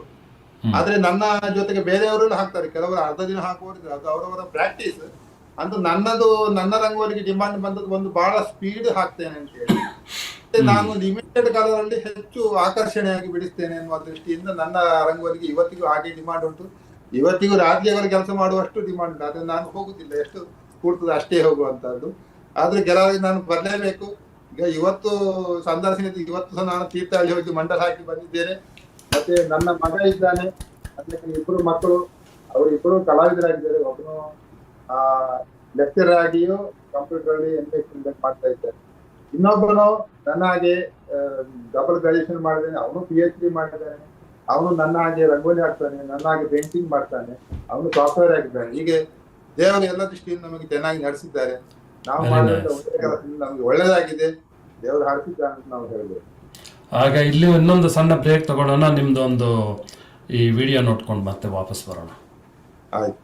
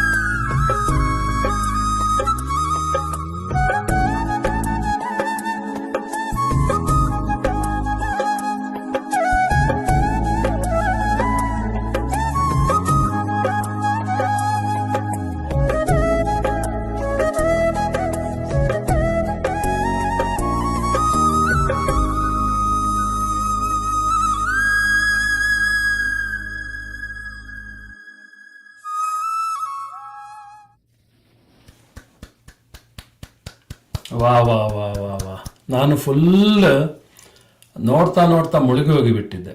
ಅಷ್ಟು ಒಂದು ಸುಂದರವಾದ ನಿಮ್ಮ ಕಲೆಗಳು, ಅದರ ಜೊತೆ ಬ್ಯಾಕ್ಗ್ರೌಂಡ್ ಮ್ಯೂಸಿಕ್ ಕೂಡ ಭಾರಿ ಅಂದರೆ ಭಾರಿ ಲೈಕ್. ಸೊ ಏನೋ ಒಂದು ದೇವರ ಅನುಗ್ರಹ, ನಮಗೆ ಈ ಒಂದು ಭಾಗ್ಯ ಸಿಕ್ಕಿದೆ ಇದನ್ನೆಲ್ಲ ನೋಡುವಂಥದ್ದು. ಉಡುಪಿಗೆ ಬಂದಾಗ ಖಂಡಿತವಾಗಿ ನಿಮ್ಮನ್ನು ಪ್ರತ್ಯಕ್ಷವಾಗಿ ಮೀಟ್ ಆಗುವ ಈಗ ಒಂದು ಆಸೆ ಬಂದಿದೆ. ಈಗ ನೀವು ವಿಡಿಯೋ ಪ್ಲೇ ಮಾಡುದು ಫಸ್ಟಿಗೆ ಒಂದು ಬಂತು ನೋಡಿ ಚಿತ್ರ. ಹೌದು ಹೌದು. ನಾನು ಹಸ್ತ ಚಿತ್ರ ಅಂತ ಹೇಳಿ ಮಾಡಿಸ್ತೇನೆ. ಈಗ ಎಂತ ಹೇಳಿದ್ರೆ ನಾನು ಡಿಸ್ಟಿಕ್ ಅವಾರ್ಡ್ಗೆ ಒಂದು ಸೆಲೆಕ್ಷನ್ ಆಗಿರುವಂತ ಒಂದು ಸಂದರ್ಭ ಹೇಳ್ತೇನೆ. ನಾನು ಶಾಲೆಯಲ್ಲಿ ಫಸ್ಟಿಗೆ ಮಕ್ಕಳಿಗೆ ರಿಓಪನ್ ಆದ ಕೂಡಲೇ ಮೇ ಜೂನ್ ಜುಲೈ ತಿಂಗಳಲ್ಲಿ ನಾನು ಅಲ್ಫಾಬೆಟಿಕ್ ಆರ್ಟ್ ಮತ್ತೆ ಥ್ರೆಡ್ ಆರ್ಟ್ ಮತ್ತೆ ಹ್ಯಾಂಡ್ ಪ್ರಿಂಟ್ ಆರ್ಟ್ ಎಲ್ಲ ಮಾಡಿಸುದು. ಮಕ್ಕಳಿಗೆ ಚಿತ್ರದ ಬಗ್ಗೆ ಸ್ವಲ್ಪ ಅವೇರ್ನೆಸ್ ಬರ್ಬೇಕಲ್ಲ. ಬೆರಳನ್ನು ಮಡಚಿ ಅದರಲ್ಲಿ ಜಿಂಕೆದು ನಾಯಿದು ಇದೆಲ್ಲ ಮಾಡುದು, ಬೆರಳನ್ನು ಇಟ್ಟು ಅದರಲ್ಲಿ ಸ್ಕೆಚ್ ತೆಗೆದು ಅದರಲ್ಲಿ ಬೇರೆ ಬೇರೆ ಚಿತ್ರಗಳನ್ನು ಮಾಡುದು, ಇದೆಲ್ಲ ಮಾಡಿಸ್ತೇನೆ. ಒಮ್ಮೆ ನಮ್ಮ ಒಳಕಾಡು ಶಾಲೆಯಲ್ಲಿ ಇನ್ಸ್ಪೆಕ್ಷನ್ ಬಂದಿದ್ದು 3 ದಿವಸ ಎಜುಕೇಶನ್ ಡಿಪಾರ್ಟ್ಮೆಂಟ್. ಅಷ್ಟೊತ್ತು ನಾನು ಡ್ರಾಯಿಂಗ್ ಕ್ಲಾಸ್ ಮಾಡ್ತಾ ಇದ್ದೆ. ಸೀದಾ ಒಳಗೆ ಹೋಗ್ತಿದ್ದೆ. ಒಳಗೆ ಹೋಗುವಾಗ ನಾನು ಎಲ್ಲ ಮಕ್ಕಳ ಹತ್ರ ಈ ಹ್ಯಾಂಡ್ ಪೇಂಟಿಂಗ್ ಇದ್ದು ಚಿತ್ರ ಮಾಡಿಸ್ತಾ ಇದ್ದೆ. ಅದ್ರ ಚಿಟ್ಟೆ, ಮೊಲ, ನಾಯಿ ಇದೆಲ್ಲ ಅಂದ್ರೆ ಅದು ಸುಮಾರು 3/4 ಭಾಗದಷ್ಟು ಹ್ಯಾಂಡ್ ಪ್ರಿಂಟೇ ಕವರ್ ಆಗಿರುತ್ತೆ ಅದರದ್ದು ಬಾಡಿ. ಮತ್ತೆ ಕೆಲವು ಗೆರೆ ಹೇಳಿದ್ರೆ ಅದು ಆಟೋಮೆಟಿಕ್ ಆಗಿ ಫಿಗರ್ ಆಗಿಬಿಡುತ್ತೆ. ಅದು ನೋಡಿ ಆ ಇನ್ಸ್ಪೆಕ್ಷನ್ ಟೀಮಿನವರಿಗೆ ಬಹಳ ಖುಷಿ ಆಯ್ತು. ಮತ್ತೆ ನನಗೆ 1 ತಿಂಗಳು ಬಿಡುವಾಗ ನನಗೆ ಡಿಸ್ಟಿಕ್ ಅವಾರ್ಡ್ ಅನೌನ್ಸ್ ಆಗಿದೆ. ಅದು ಡಿಸ್ಟಿಕ್ ಅವಾರ್ಡ್ ಬರಬೇಕಿದ್ರೆ ಮಿನಿಮಮ್ 10 ಇಯರ್ಸ್ ಸರ್ವಿಸ್ ಆಗಬೇಕು. ಓನ್ಲಿ 3 ಇಯರ್ಸ್ ಸರ್ವಿಸ್ ಅಲ್ಲಿ ನನಗೆ ಕೊಟ್ಟಿದ್ದು. ನನಗೆ ಬಹಳ ಮತ್ತೆ ಕೇಳುವಾಗ ಹೇಳ್ತಾರೆ ಅವರ ಆರ್ಟ್ ಯಾವುದೇ ಡ್ರಾಯಿಂಗ್ ಮಾಡಿಸ್ತಿಲ್ಲ, ಅವರು ಸ್ಪೆಷಲ್ ಆಗಿ ಮಾಡಿಸಿದ್ದಾರೆ ಅಂತ. ಸೊ ಇಂಥದ್ದು ನಾನು ಸುಮಾರು ಮಾಡಿದೆ. ಅದು ನಮ್ಮ ಕಾಂತಾವರ ಕನ್ನಡ ಸಂಘದಲ್ಲಿ ಒಂದು ಕಾರ್ಯಕ್ರಮ ಆಗುವಾಗ ನಾನು ಅಲ್ಲಿ ಅಧ್ಯಕ್ಷರು ಮತ್ತು ಅತಿಥಿಗಳದ್ದು ಕೈಯನ್ನು ಇಟ್ಟು ಪ್ರಿಂಟ್ ತೆಗೆದು ಅದರಲ್ಲಿ ಹಾರುವ ಹಕ್ಕಿಯನ್ನು ಬಿಡಿಸಿದ್ದೇನೆ. ಬಹಳ ಖುಷಿಯಾಗಿದೆ. ಇಂಥ ತುಂಬಾ ನಾನು ಚಿತ್ರಗಳನ್ನು ಮಾಡಿಸಿದ್ದೇನೆ. ಅಂದ್ರೆ ನಾವು ಚಿತ್ರಕಲೆಯನ್ನು ಮಕ್ಕಳಿಗೆ ಹೇಳಿಕೊಡುವಾಗ ಕಷ್ಟ ಅಂತ ಎಣಿಸುವಾಗ ಸುಲಭದಿಂದ ದೊಡ್ಡದಾಗ್ತಾವು. ಇಂಥ ಒಂದು ವಿಷಯವನ್ನು ನಾವು ಹೇಳಿಕೊಟ್ರು. ಹಾಗಾಗಿ ನನಗೆ ಸ್ಟೇಟ್ ಅವಾರ್ಡ್ ಬಂತು, ನ್ಯಾಷನಲ್ ಅವಾರ್ಡ್ ಬಂತು ಪ್ರಣಬ್ ಮುಖರ್ಜಿಯಿಂದ. ಡ್ರಾಯಿಂಗ್ ಮಾಸ್ಟರ್ ನ್ಯಾಷನಲ್ ಅವಾರ್ಡ್ ಬರುವುದೇ ಇಲ್ಲ. 50 ವರ್ಷ ದಾಖಲೆಯಲ್ಲಿ ದೇವರ ದಯದಿಂದ ನನಗೆ ಬಂತು ಫಸ್ಟಿಗೆ. ಮತ್ತೆ ಯಾರಿಗೆ ಇನ್ನು ಒಬ್ಬರಿಗಿಬ್ಬರಿಗೆ ಮತ್ತೆ ಬಂದಿದೆ ಕಾಣ್ತದೆ. ಫಸ್ಟ್ಗೆ ನಮಗೆ ಬಂದಿರೋದು ಅದು ಏನೋ ದೇವರ ಪುಣ್ಯ, ಅಥವಾ ಮಕ್ಕಳು ಮಾಡಿರುವಂತ ಆಶೀರ್ವಾದ ಇರ್ಬೋದು, ಅಥವಾ ಹಿರಿಯರು ಮಾಡಿದ ಆಶೀರ್ವಾದ ಇರ್ಬೋದು, ಎಲ್ಲವೂ ಸೇರಿ. ಅಂದ್ರೆ ನಾವು ಏನಾದ್ರೂ ಅಂದ್ರೆ ಕೃಷ್ಣ ಪರಮಾತ್ಮ ಹೇಳಿದಾಗೆ ಕರ್ಮಣ್ಯವಾಧಿಕಾರ ಮಹಾಫಲ ಕಥಾಚನೆ ಹೇಳಿದಾಗೆ ನಾವು ಕೆಲಸವನ್ನು ಸರಿಯಾಗಿ ಮಾಡಿದ್ರೆ ಪ್ರತಿಫಲ ಸಿಕ್ಕೇ ಸಿಗ್ತದೆ ಅನ್ನೋದಕ್ಕೆ ನನಗೆ ಬಹಳ ಖುಷಿಯಾಗಿದೆ. ಇದು ದೊಡ್ಡ ಒಂದು ಒಳ್ಳೆ ಉದಾಹರಣೆ ಅಂತ ಹೇಳ್ತೀನಿ. ಹಾಗೆ ನಿಮ್ಮ ಒಂದು ಪರಿಶ್ರಮದಿಂದ ನೀವು ಈ ಕೆಲಸವನ್ನು ಮಾಡ್ತಾ ಬಂದಿದ್ದೀರಾ ಮೊದಲಿಂದಲೇ. ಸೊ ಅದು ಕೂಡ ಒಂದು ನೀವು ಹೇಳಿದ ಹಾಗೆ, ಶ್ರೀಕೃಷ್ಣ ಕೂಡ ಹೇಳಿದ ಹಾಗೆ ನಾವು ಕಾರ್ಯವನ್ನು ಮಾಡ್ತಾ ಇರಬೇಕು. ಅದರ ಫಲದ ಒಂದು ಇಚ್ಛೆ ತಾನೇ ಬರ್ತಾ ಇರ್ತದೆ. ಅದು ಮಾಡ್ತಾ ಇರಬಾರ್ದು ಅಂತ ಹೇಳಿದ ಹಾಗೆ ಅದು ಕರೆಕ್ಟ್. ಅದು ಆಮೇಲೆ ನೀವು PhD ಕೂಡ ಮಾಡಿದ್ದೀರಾ ರಂಗೋಲಿಯಲ್ಲಿ.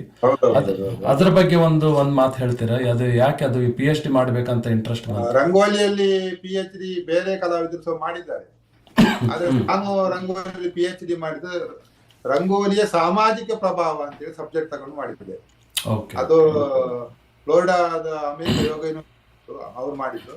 ಅವರಿಗೆ 2 ಕಾಪಿ ಇಂಗ್ಲಿಷ್ ಅಲ್ಲಿ ಮಾಡಿಕೊಡ್ಬೇಕು, ಮತ್ತೆ ಉಳಿದದ್ದು ಕನ್ನಡದಲ್ಲಿ. ಅದು ಹಾಗಾಗಿ ನಾನು ಆ ಸಬ್ಜೆಕ್ಟ್ ತಗೊಂಡೆ. ಯಾಕಂದ್ರೆ ನಾವು ರಂಗೋಲಿ ಬಿಡಿಸುವುದು ಯಾಕೆ, ಅದು ಜನರ ಮೇಲೆ ಯಾವ ರೀತಿ ಪ್ರಭಾವ ಬೀರ್ತದೆ ಅದರ ಬಗ್ಗೆನೇ ನಾನು ಮಾಡಿರೋದು. ಇನ್ನು ಈ ರಂಗೋಲಿ ಪ್ರಭಾವವನ್ನು ನಾವು ಸ್ಪಷ್ಟವಾಗಿ ಅನುಭವಿಸಿದ್ದೇನೆ ಎಷ್ಟೋ ಕಡೆ. ನಾನು ಒಂದು ಕಡೆ ಒಂದು ದಿವಸ ಚಂಡೀಗಢ ಮತ್ತೆ ನಾನು ರಂಗೋಲಿ ಬರೆದು ಬಂದಿದ್ದೆ. ಅದು ತುಂಬಾ ಸೀಸನ್, 5-6 ಕಾರ್ಯಕ್ರಮ ಇತ್ತು.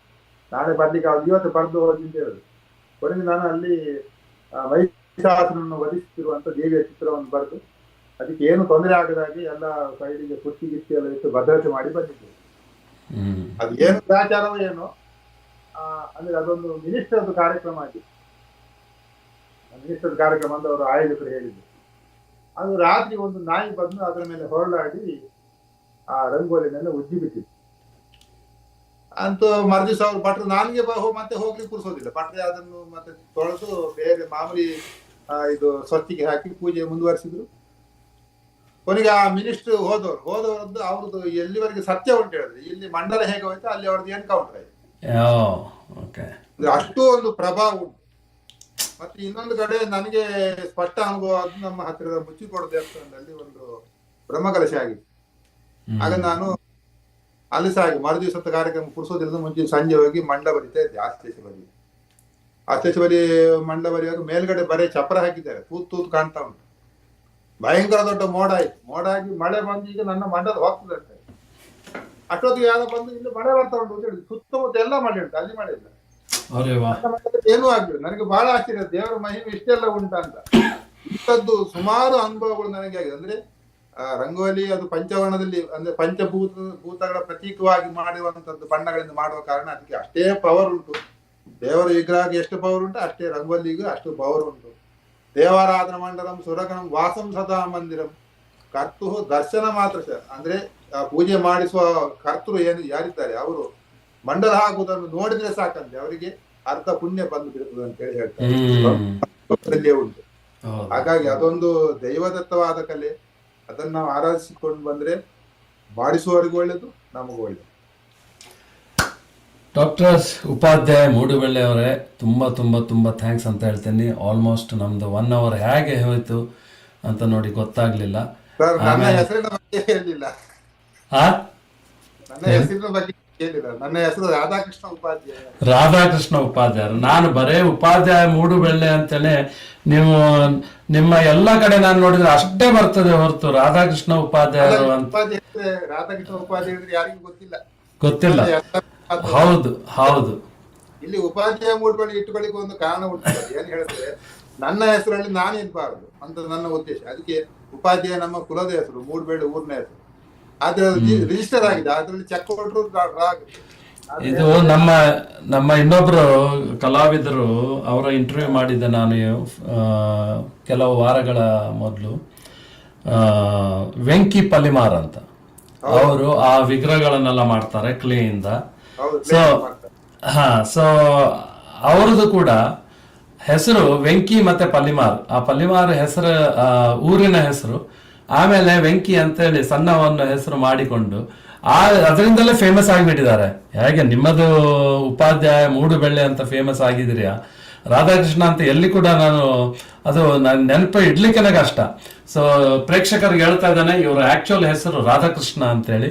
ರಾಧಾಕೃಷ್ಣ ಉಪಾಧ್ಯಾಯರು ಮೂಡುಬೆಳ್ಳೆ ಊರಿಂದ ಮೂಲತಃ ಅವರು.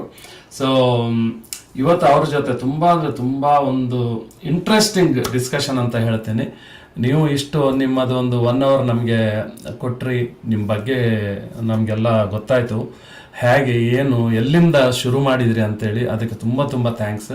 ನಮ್ಮ ವೆಂಕಟರಮಣ ಭಟ್ರು ಯಾರು ನಿಮ್ಮನ್ನು ಇಂಟ್ರೊಡ್ಯೂಸ್ ಮಾಡಿದ್ರು ಅವರಿಗೆ ನಾನು ತುಂಬ ಥ್ಯಾಂಕ್ಸ್ ಅಂತ ಹೇಳ್ತೀನಿ. ಆ್ಯಂಡ್ ಆಲ್ಮೋಸ್ಟ್ 1 hour ಕೊಂಡು ಜಾಸ್ತಿ ಆಯಿತು. ಏನಾದರೂ ಒಂದು 2 ಮಾತು ನಮ್ಮ ಆಡಿಯನ್ಸಿಗೆ ನಿಮ್ಮಿಂದ ಏನಾದ್ರು ಮೆಸೇಜ್ ಅಂತ ಹೇಳಿದ್ರೆ, ಒಂದು ಈ ಪರಿಚಯ ಜೀವನದಲ್ಲಿ ಮುಗಿಲಿಕ್ಕೆ ಇಲ್ಲದಂತ ಒಂದು ವಿಷಯ. ನಾವು ಎಷ್ಟು ಜನರಿಗೆ ಪರಿಚಯ ಮತ್ತು ಪರಿಚಯ ಕಮ್ಮಿ ಆಗಿರ್ತದೆ. ಹಾಗಿರುವಾಗ ನಮ್ಮ ಪರಿಚಯವನ್ನು ನಮ್ಮ ಹಾಗೆ ಎಷ್ಟೋ ಕಲಾವಿದರನ್ನು, 100 ಕಲಾವಿದರನ್ನು ಪ್ರಪಂಚದ ಎಲ್ಲಾ ಕಡೆ ನೀವು ಪರಿಚಯಿಸಿಕೊಟ್ಟಿದ್ದೀರಿ. ನಿಮಗೆ ಉಡುಪಿಯ ಶ್ರೀಕೃಷ್ಣ ಪರಮಾತ್ಮನ ಪೂರ್ತಿ ಅನುಗ್ರಹ ಇದೆ ಮತ್ತು ಎಲ್ಲಾ ಕಲಾವಿದರ ಆಶೀರ್ವಾದ ಇದೆ ಅಂತ ನಾನು ಹೇಳ್ತಾ ಇದ್ದೇನೆ. ಅದೇ ರೀತಿ ನಮ್ಮ ಹೆತ್ತವರಿಗೊಂದು ಕಿರಿಯ ಮಾತು ಅಂತ ಹೇಳಿದ್ರೆ, ಎಲ್ಲಾ ಹೆತ್ತವ್ರು ಹೇಳ್ತಾರೆ, ನನ್ನ ಮಗಳು ಬಹಳ ಹುಷಾರು, ಡ್ರಾಯಿಂಗ್ ಚಂದ ಮಾಡ್ತಾಳೆ. ಎಷ್ಟುವರೆಗೆ ಹೇಳಿದ್ರೆ ಹೈಸ್ಕೂಲ್ ದಾಟಿದ ಬ್ರೇಕ್ ಹಾಕಿ ಬಿಡ್ತೀರಿ, ಅವರದ್ದೆಲ್ಲ ನೀರಿನಲ್ಲಿ ಹೋಮ ಇಟ್ಟಾಗಿ ಆಗ್ತದೆ. ನಾನೇ ಉದಾಹರಣೆ, ನನಗೆ ಬ್ರೇಕ್ ಹಾಕ್ಲಿಕ್ಕೆ ಬಂದ್ರು ನಾನು ಇವತ್ತು ಅದರಲ್ಲಿ ಸಾಧನೆ ಮಾಡಿ ಏನು ನೀವು ಹೇಳಿದಾಗ ಎಲ್ಲಾ ಕಡೆ ಪ್ರಸಿದ್ಧಿ ಆಗಲಿಕ್ಕೆ ಕಾರಣ ನಾನು ಹಠ ಹಿಡಿದು ಹೋದ ಕಾರಣ. ಹಾಗಾಗಿ ನಿಮ್ಮ ಮಕ್ಕಳಿಗೆ ನಿಜವಾಗಿಯೂ ಹೆತ್ತವರಿಗೆ ಹೇಳ್ತಾ ಇರ್ತೇನೆ, ನಿಮ್ಮ ಮಕ್ಕಳು ನಿಜವಾಗಿಯೂ ಸ್ಕಿಲ್ ಇದ್ರೆ ನೀವು ಅವ್ರನ್ನ ಅದೇ ಫೀಲ್ಡ್ ಅಲ್ಲಿ ಹೋಗ್ಲಿಕ್ಕೆ ಹೇಳಿ, ಬರೇ ಡಾಕ್ಟರ್ಸ್, ಇಂಜಿನಿಯರ್ಸ್, ಲೆಕ್ಚರರ್ಸ್ ಆಗ್ಲಿಕ್ಕೆ ಹೇಳಿ, ಅದು ಮುಂದುವರಿಸಿ. ಆಗ ನಿಮ್ಮ ಮಕ್ಕಳು ನಿಜವಾಗಿ ನಿಮಗೆ ಒಂದು ದೊಡ್ಡ ನಿಧಿ ಆಗ್ತಾರೆ ಅಂತ ನಾನು ಹೇಳಲಿಕ್ಕೆ ಬಯಸ್ತೇನೆ. Very nice, thank you very much sir.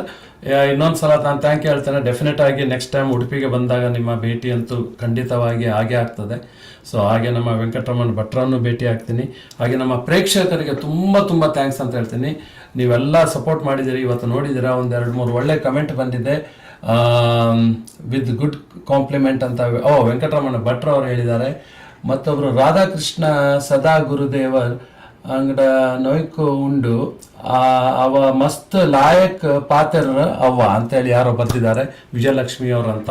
So ಅವರು ಬರ್ತಿದ್ದಾರೆ. ತುಂಬ ತುಂಬ ಥ್ಯಾಂಕ್ಸ್ ಒಳ್ಳೆ ಒಳ್ಳೆ ಕಮೆಂಟಿಗೆ. ಸೊ ಹಾಗೆ ಮುಂದಿನ ವಾರ ಮತ್ತೆ ಕನ್ನಡವಾಣಿ ನಾವು ಇನ್ನೊಬ್ರು ಒಳ್ಳೆ ಆರ್ಟಿಸ್ಟನ್ನು ನಾವು ಕರ್ಕೊಂಡು ಬರ್ತಾ ಇದ್ವಿ, ತನ್ಮಯಿ ಕೃಷ್ಣಮೂರ್ತಿ ಅಂತ. ಅವರು ನಮ್ಮ ಡ್ಯಾಲಸಲ್ಲಿ Carnatic music teacher, very young teacher. So ಖಂಡಿತವಾಗಿ ನಮ್ಮ ಕನ್ನಡವಾಣಿ ನೋಡ್ತಾ ಇರಿ, ಹಾಗೆ ನಮ್ಮ ಚಾನಲ್ ಸಬ್ಸ್ಕ್ರೈಬ್ ಮಾಡ್ತಾ ಇರಿ. ಇಷ್ಟು ಹೇಳ್ತಾ ನಿಮ್ಮ ಗೆಳೆಯ ನಿಮ್ಮ RJ ರಾಜೀವ್ ಕುಲಕರ್ಣಿ ಇವತ್ತಿನ ಈ ಕಾರ್ಯಕ್ರಮ ಸೈನ್ ಆಫ್ ಮಾಡ್ತಾ ಇದ್ದೀನಿ.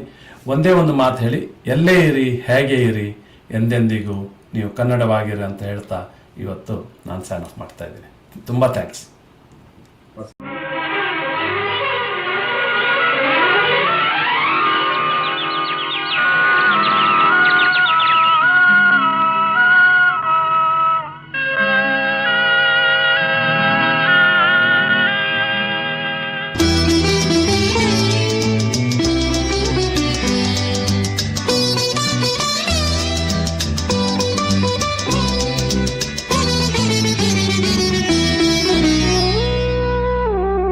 La la la la la la la la